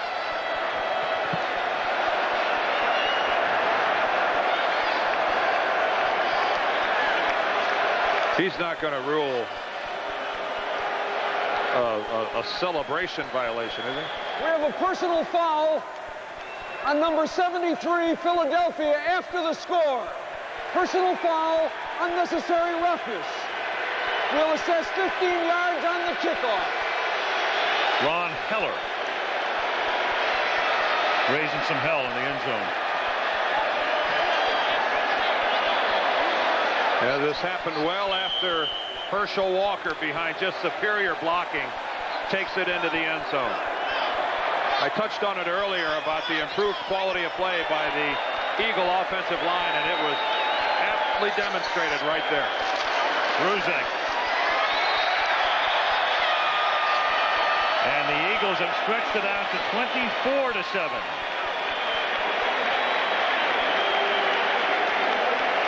Like Eric Floyd, number 61, has a problem with one of his legs as he gingerly tries to make his way towards the Eagles bench. Well, I touched on it early. Are they the best team in the game? They're playing like it right now. Providing that rotating view from high above Veterans Stadium in Philadelphia. One thing Dallas has got to be really concerned with now, they're down 24-7, and Philadelphia is not the team you want to play catch-up against.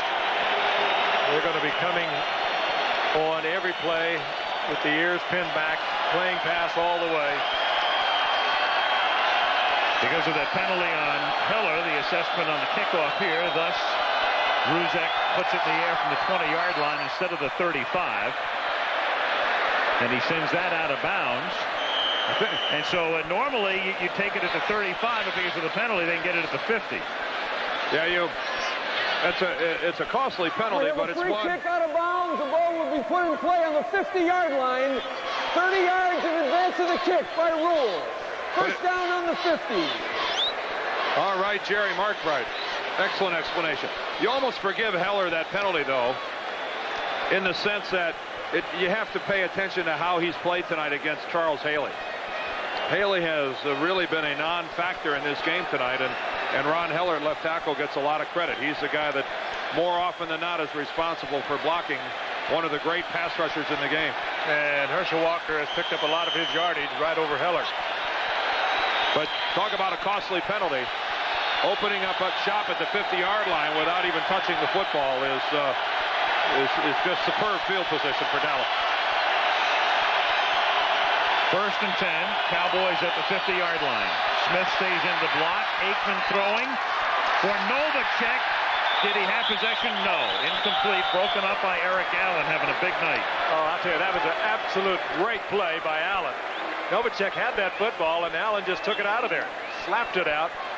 They play the football collectively better than any team in the NFL, and that's why those number 1s are right across there in the defensive categories. Watch Allen now. Bang, the ball is gone. I think Eric Allen is showing why he's made a couple trips to Honolulu for the Pro Bowl. Probably will this year as well. 2nd and 10 from the 50. Look out. Aikman sacked Simmons.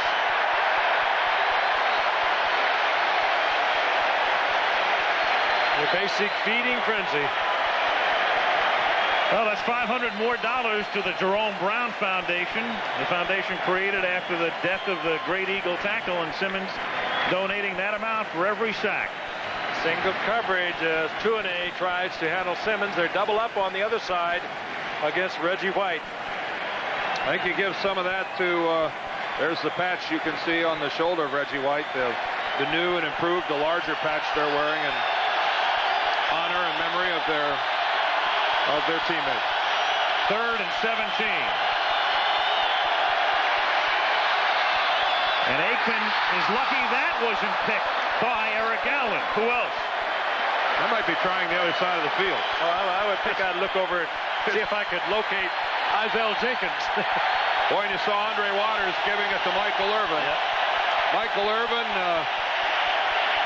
lives by the sword and dies by the sword. He talks a good game when it's going his way, and if that's the way you're going to play, you better expect to get it when things aren't going so well. One big reception tonight, 2 for the night by Irvin, and in that 24-0 game last September, Irvin was also held to 1 reception. Great job by Bud Carson, the defensive coordinator here tonight. Mike Saxon's kick. Taken by Sikahema inside the 5-yard line. Well, you can do that when you lead 24-7, I guess. 11:39 left in the 4th. Eagles up by 17. 13, Herschel Walker, who has 2 touchdowns tonight, can't get started this time. Robert Jones in on the tackle. Well, when you look ahead now for the Eagles, over the next 2 weeks, Rich Kotite takes his team to Kansas City and to Washington. But he'll take them in the way it looks right now with a 4-0 record. And he'll also take them in with the added baggage of a lot of people looking at his club saying, here's a team that ought to be in Pasadena. 2nd and 10, and Byers to the 13. It really is, when you think about the Eagles, an amazing thing when you watched what happened last year and the way Kotite kept them together with Cunningham hurt on opening day, and then to have an offseason in which Jerome Brown dies, and then you have Keith Jackson, regarded as the best pass-catching tight end in football, signing with another team. So there are 2 guys you just don't replace. Well, that became right now 4-0. It became so apparent last year. I mean, he has Jim McMahon, but McMahon is hurt more than he's healthy. Jeff Kemp is carried off the field, and yet they very nearly make the playoffs. That's the quality of the personnel on his team. 3rd and 10, and the catch is made on a 3rd down reception. A flag goes down for a late hit. Williams makes the catch, and James Washington came in late. Going back to last year, it was a remarkable thing that Rich Kotite did when he came in and replaced a very popular Buddy Ryan, at least popular with the players. And he had no problems with it. The players had none, and just on his own strength, and they got to be talking about the fact that he was able to keep this team together. You're right, Frank. They got to be talking about the fact that nobody touched Williams on the field. He's free to get up and run. I mean, still? No, not now. In other words, you've got a player on the field that's, I didn't see anybody touch him. Personal foul, unnecessary roughness on number 37, defense. 15-yard penalty, late hit, first down. Well, let's see if he was touched down on the field. All right, here's the catch in the middle of no traffic. Williams is done. Oh, you can see there's Larry Brown, who comes in and puts his right hand on the shoulder. By that time, though, Washington was already airborne.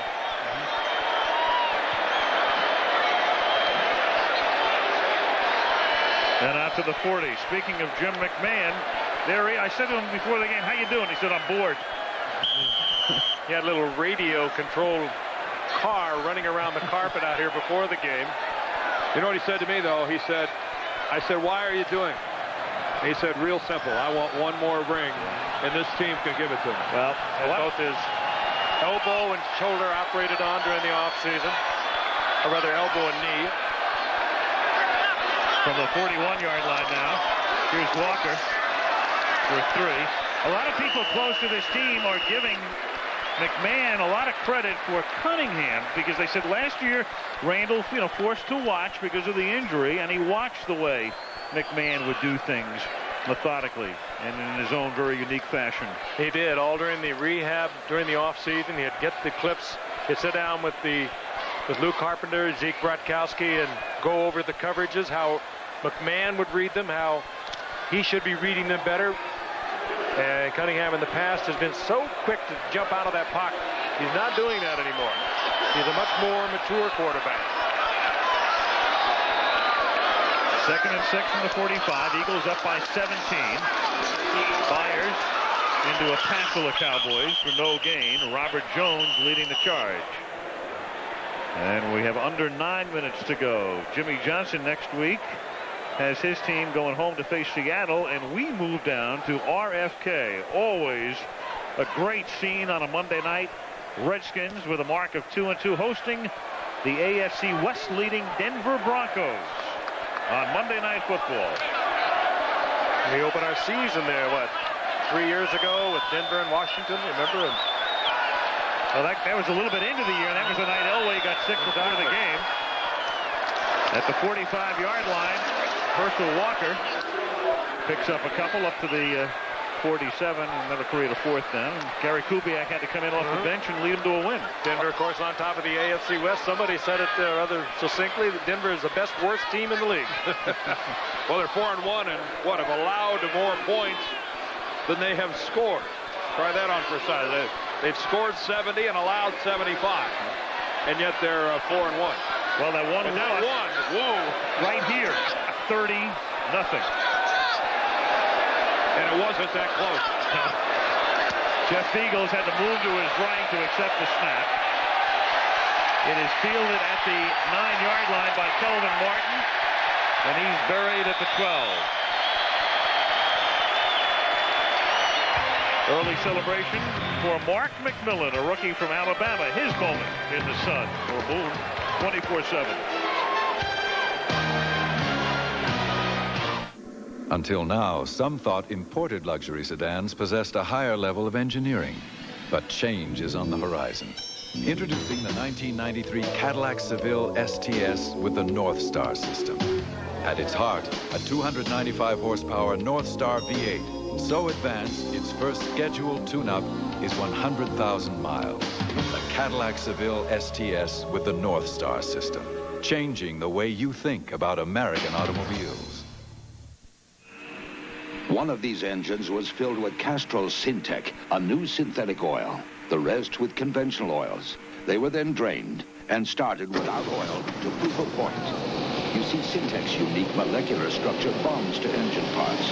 Lab tests show it leaves a layer of protection far stronger than conventional oil.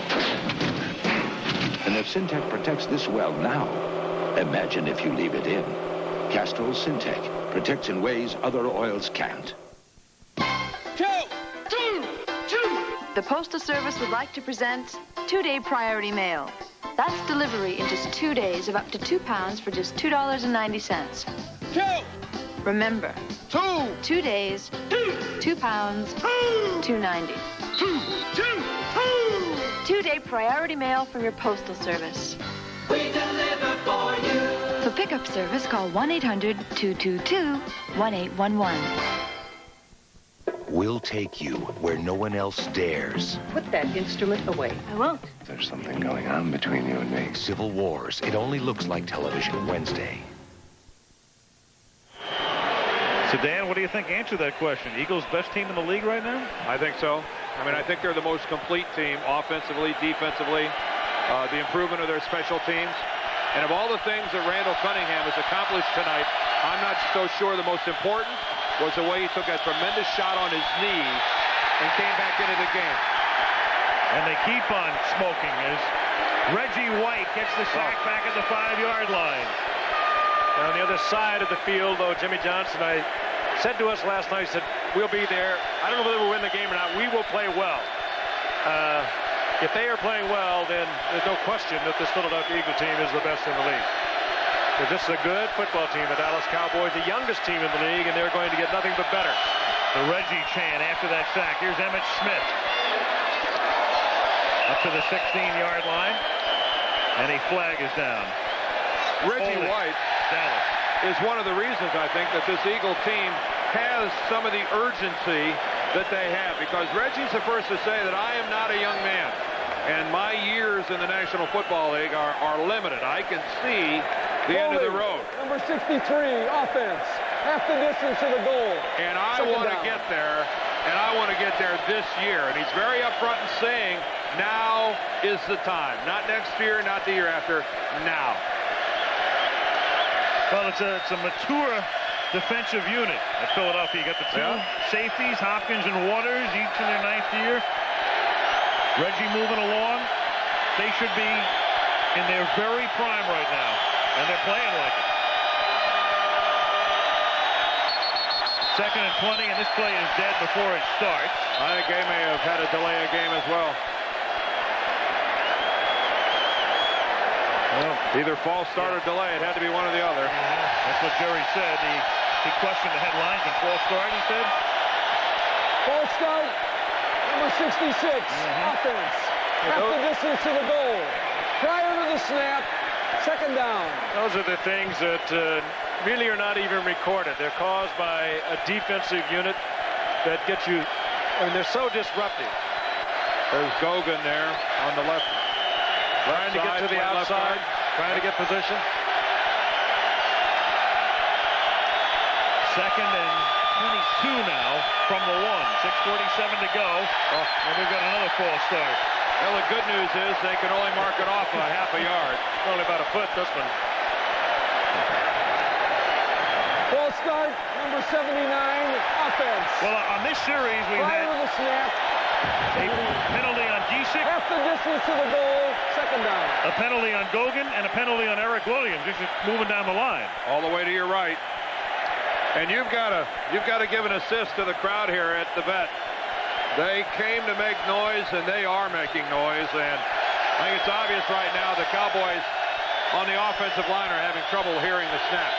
You know, through the last 7 quarters, they've given up 1 touchdown. The Eagles defense against Denver and the Cowboys. This is an ugly place to be if you're an offensive lineman. 2nd and 22. And just to give him breathing room, that's Darrell Johnston's first carry as he takes it out to the 3-yard line.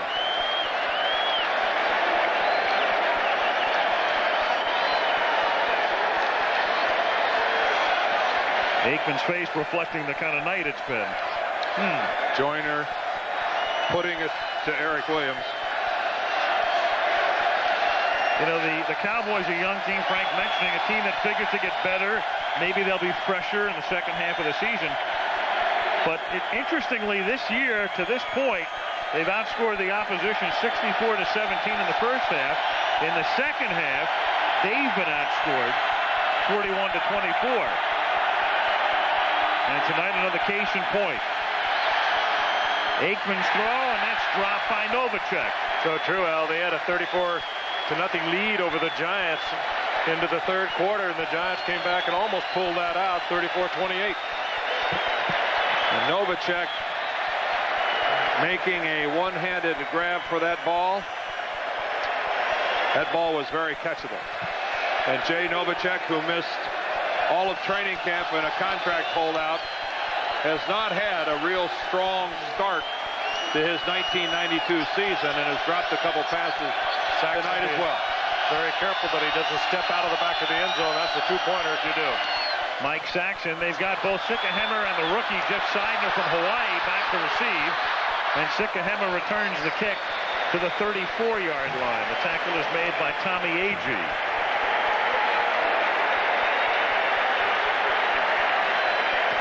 .5:34 remaining in the fourth quarter. And I find it interesting as you see Saxon being very careful with it there, that the 6 teams that beat the Eagles a year ago, they averaged 9 completions and 110 yards, but they didn't turn it over. What is Saxon doing? Yeah, that was Saran Stacy giving him a Saran wrap. Look at it's an Academy Award. Nice try, Mike. Yep. First down at the 34-yard line. Herschel. You know, the one thing about Walker, a lot of people questioned his heart and his willingness to play the game in the last year and a half in Minnesota, and it really ate at him. And for Walker, who's not a real outwardly effusive guy, but a very proud man, this has to be a wonderful night. I don't think there are any more questions. And he's handled it so well, too, as we said earlier. You weren't getting any quotes out of Herschel Walker over the past 2 weeks as they got ready for Dallas. Walker 18 carries for 77 yards, and now they give it to Byers, and he bowls ahead at the 29-yard line. Just before the game started tonight, I watched as Jimmy Johnson looked around and really searched out Herschel Walker. Walked over, put his arm around him. There's a big hug by both of them. And Walker has handled this situation so graciously, and he might have put both of these teams in the Super Bowl. Obviously not the same one, but down the line it could certainly happen.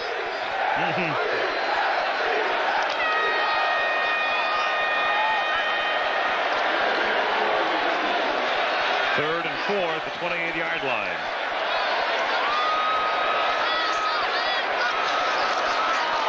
Cunningham throwing for Walker.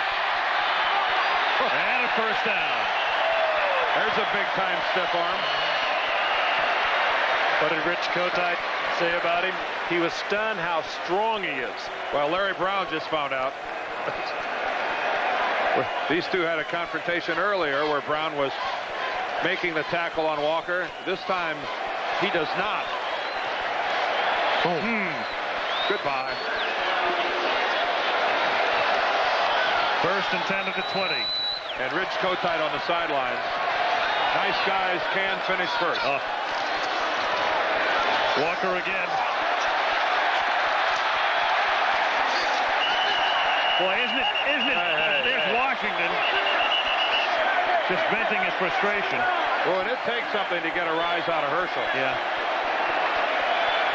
Isn't it ironic, though, that a lot of fans were upset when the Eagles didn't make a big play for James Brooks, and Cleveland got him after Cincinnati let him go, and Brooks, of course, was let go by Cleveland and picked up by Tampa Bay, and a lot of people questioned the acquisition of Walker. And it was all Richie Kotite and Harry Gamble. The two of them took full responsibility for it. Yep. And right now, it appears they should take full credit. Second down and 2. Byers. Touchdown. Talk so much about Walker. There's a great football player, subordinated. There we got a lot of opportunities, and now the frustration starts to come out again.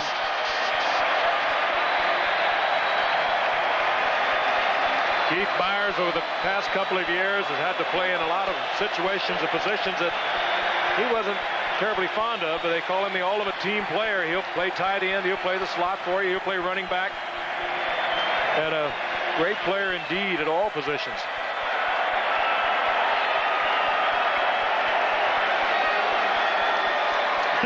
Nope. None whatsoever.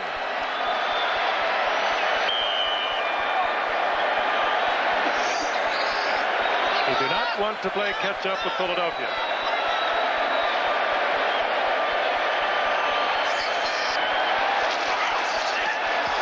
Bruzek. 31-7.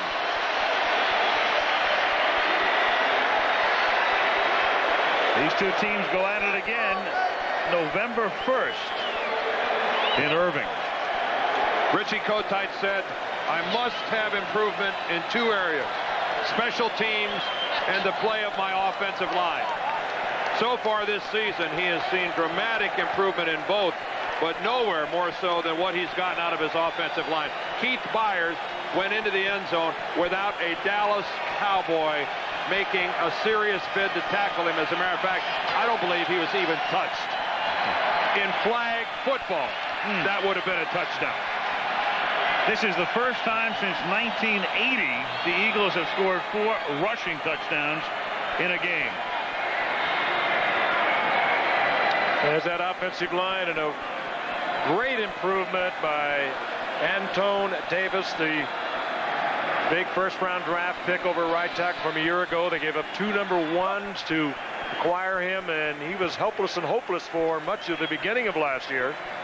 He settled down, came in, worked during the offseason, lost a little bit of weight, and has turned into certainly an excellent run-blocking tackle, and he is improving as a pass blocker. It's a tight old jersey he's got on there. As big as they've got. You could take the numbers off that thing and show a drive-in movie on it. Widescreen. Put a swing set down in front of there. You'd have something. Short kick taken to the 15-yard line by Martin. Didn't you love it? Didn't you love it with the dancing hot dogs and stuff telling you to go up to the concession stand? Mark McMillan had that last tackle. Singing pickles.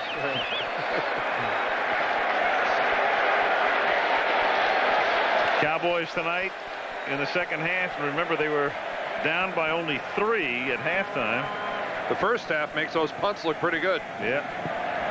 The interception, the fumble, and 2 punts in a second half that's been owned by the Eagles. A lot of Denver Broncos looking on and kind of sitting back, say, we understand. Oh, you better believe it, Frank.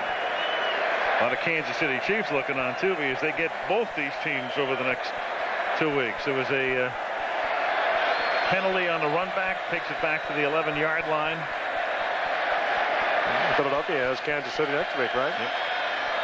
At KC, and then the Chiefs go to Dallas. You saw the smiling Walker on the Philadelphia sideline. Cowboys from the 11, 1st and 10. Like the Eagles go Kansas City, Washington.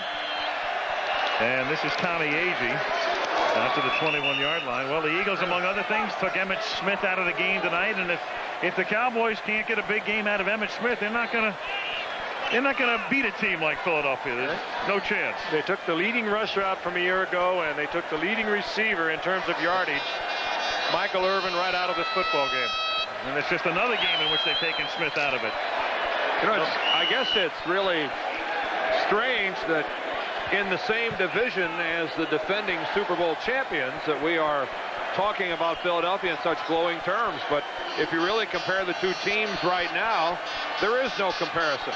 The Redskins are not playing like defending well, maybe they are playing like defending Super Bowl champions. More often than not, we've seen a fade by the defending champs.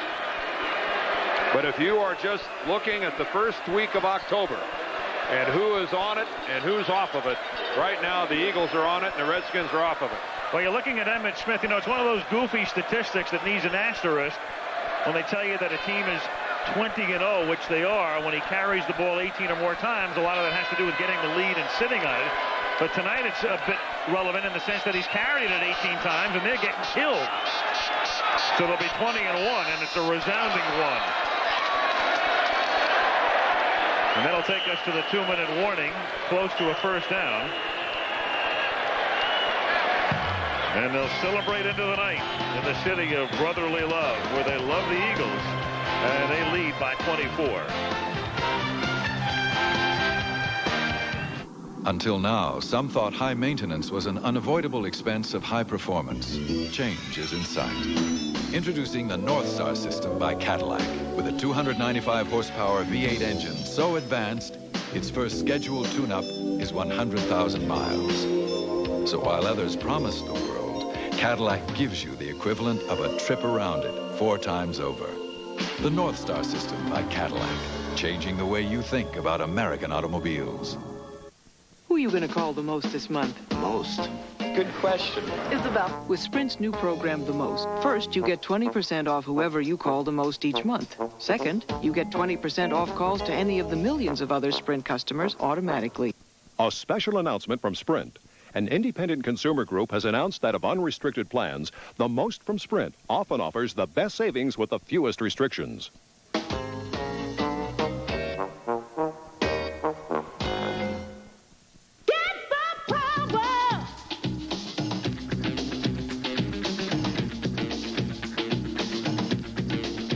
The affordable Canon CJ10. The power of color is yours. Get the power! Imagine a rent-a-car company that offers special delivery right to your door. That's Enterprise. Here, let me help you. Enterprise, a special rent-a-car company that gives you special delivery. Well, when you come to Philadelphia, I mean, you got to have a cheesesteak. When you see this guy whipping it together, you'll know why. Yeah, I'd like to have a lobster as big as Dan's. Well, I mean, that was the biggest lobster I've ever seen. Well, munch it on last night. A lobster's not worth eating unless they bring it to your table on a leash. A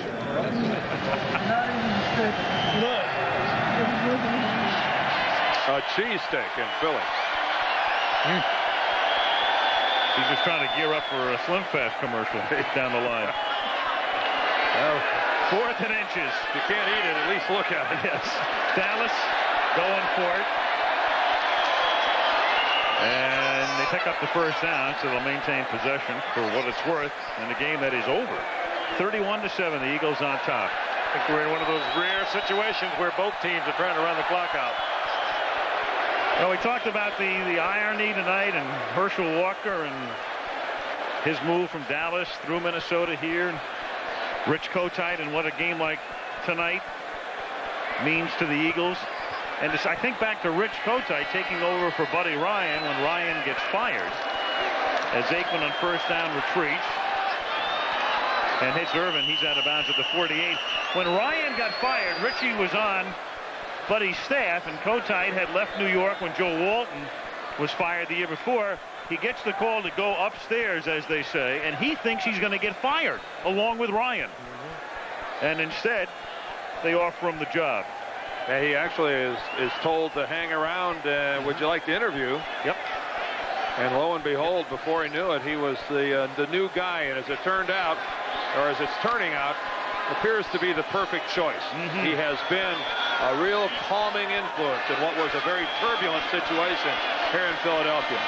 After Rich Kotite, it worked out well that Bud Carson was relieved of his duties at Cleveland. Another sack. Yep.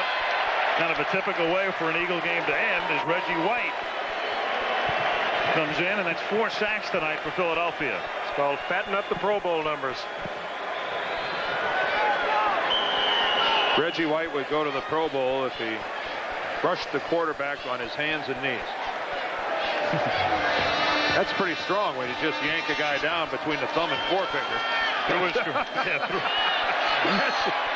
Through his career, he's averaged about a sack a game as Alfredo Roberts makes the catch here. I'd like to get pinched by Reggie White. He hauled down Troy Aikman with his thumb and a forefinger. More importantly, he just throws that double coverage all the time. The rest of that defensive line gets single blocking against them. Tommy Agee with a catch. Saw that graphic, 4 sacks, 4 turnovers. Well, we stated at the very beginning tonight, not a question of if for the Cowboys. They're going to get to the top. The question is when, and the answer is not yet. Not tonight, at least. And the Eagles, I think, leave the vet this evening crowned the early October Super Bowl favorites. Tune in next month. Or next week, for that matter. Yep. Irvin passes. That's and the Eagles do it on a night when, you know, Randall, for Randall Cunningham, a very average night. In fact, below average for him. Big story again, the turnovers. As always with the Eagles. Randall with, attempts into, you divide yards by attempts, and it's only about 6 yards per attempt. We mentioned it from time to time. 7's about average. 8 is very good. 9's excellent. He had a big cushion coming in. The quarterback rating over 140. Intended for Roberts. Broken up by Otis Smith. This is where the Cowboy offensive linemen go, oh, goody. 2 seconds left in the game. I get the pass block Reggie White and Clyde Simmons one more time. How lucky can a guy get?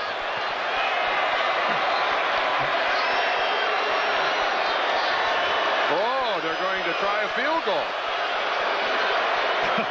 Well, maybe they just finding out how far the rookie can kick it. Yeah. 52 yards as a collegian. 48-yard attempt. Ooh. There might be a few people pretty interested in this kick, and you know what I mean. It's wide. It was wide and under. It was certainly, it was right on, I think. It was, I believe the ONU is 38 tonight. It's go time. What a great job he has done. And Jimmy Johnson, you've built yourself one for the future. And we'll be seeing a lot of that young man, Troy Aikman. That was a push to the right, you might say. You guys. Now. Of what do you speak? Give us some good music to go off with. Well, big night for the Eagles. They win it 31-7, undisputed possession of first. Talk to you next week from Washington. Al Michaels, Frank Gifford, Dan Deirdre. Good night from Philadelphia.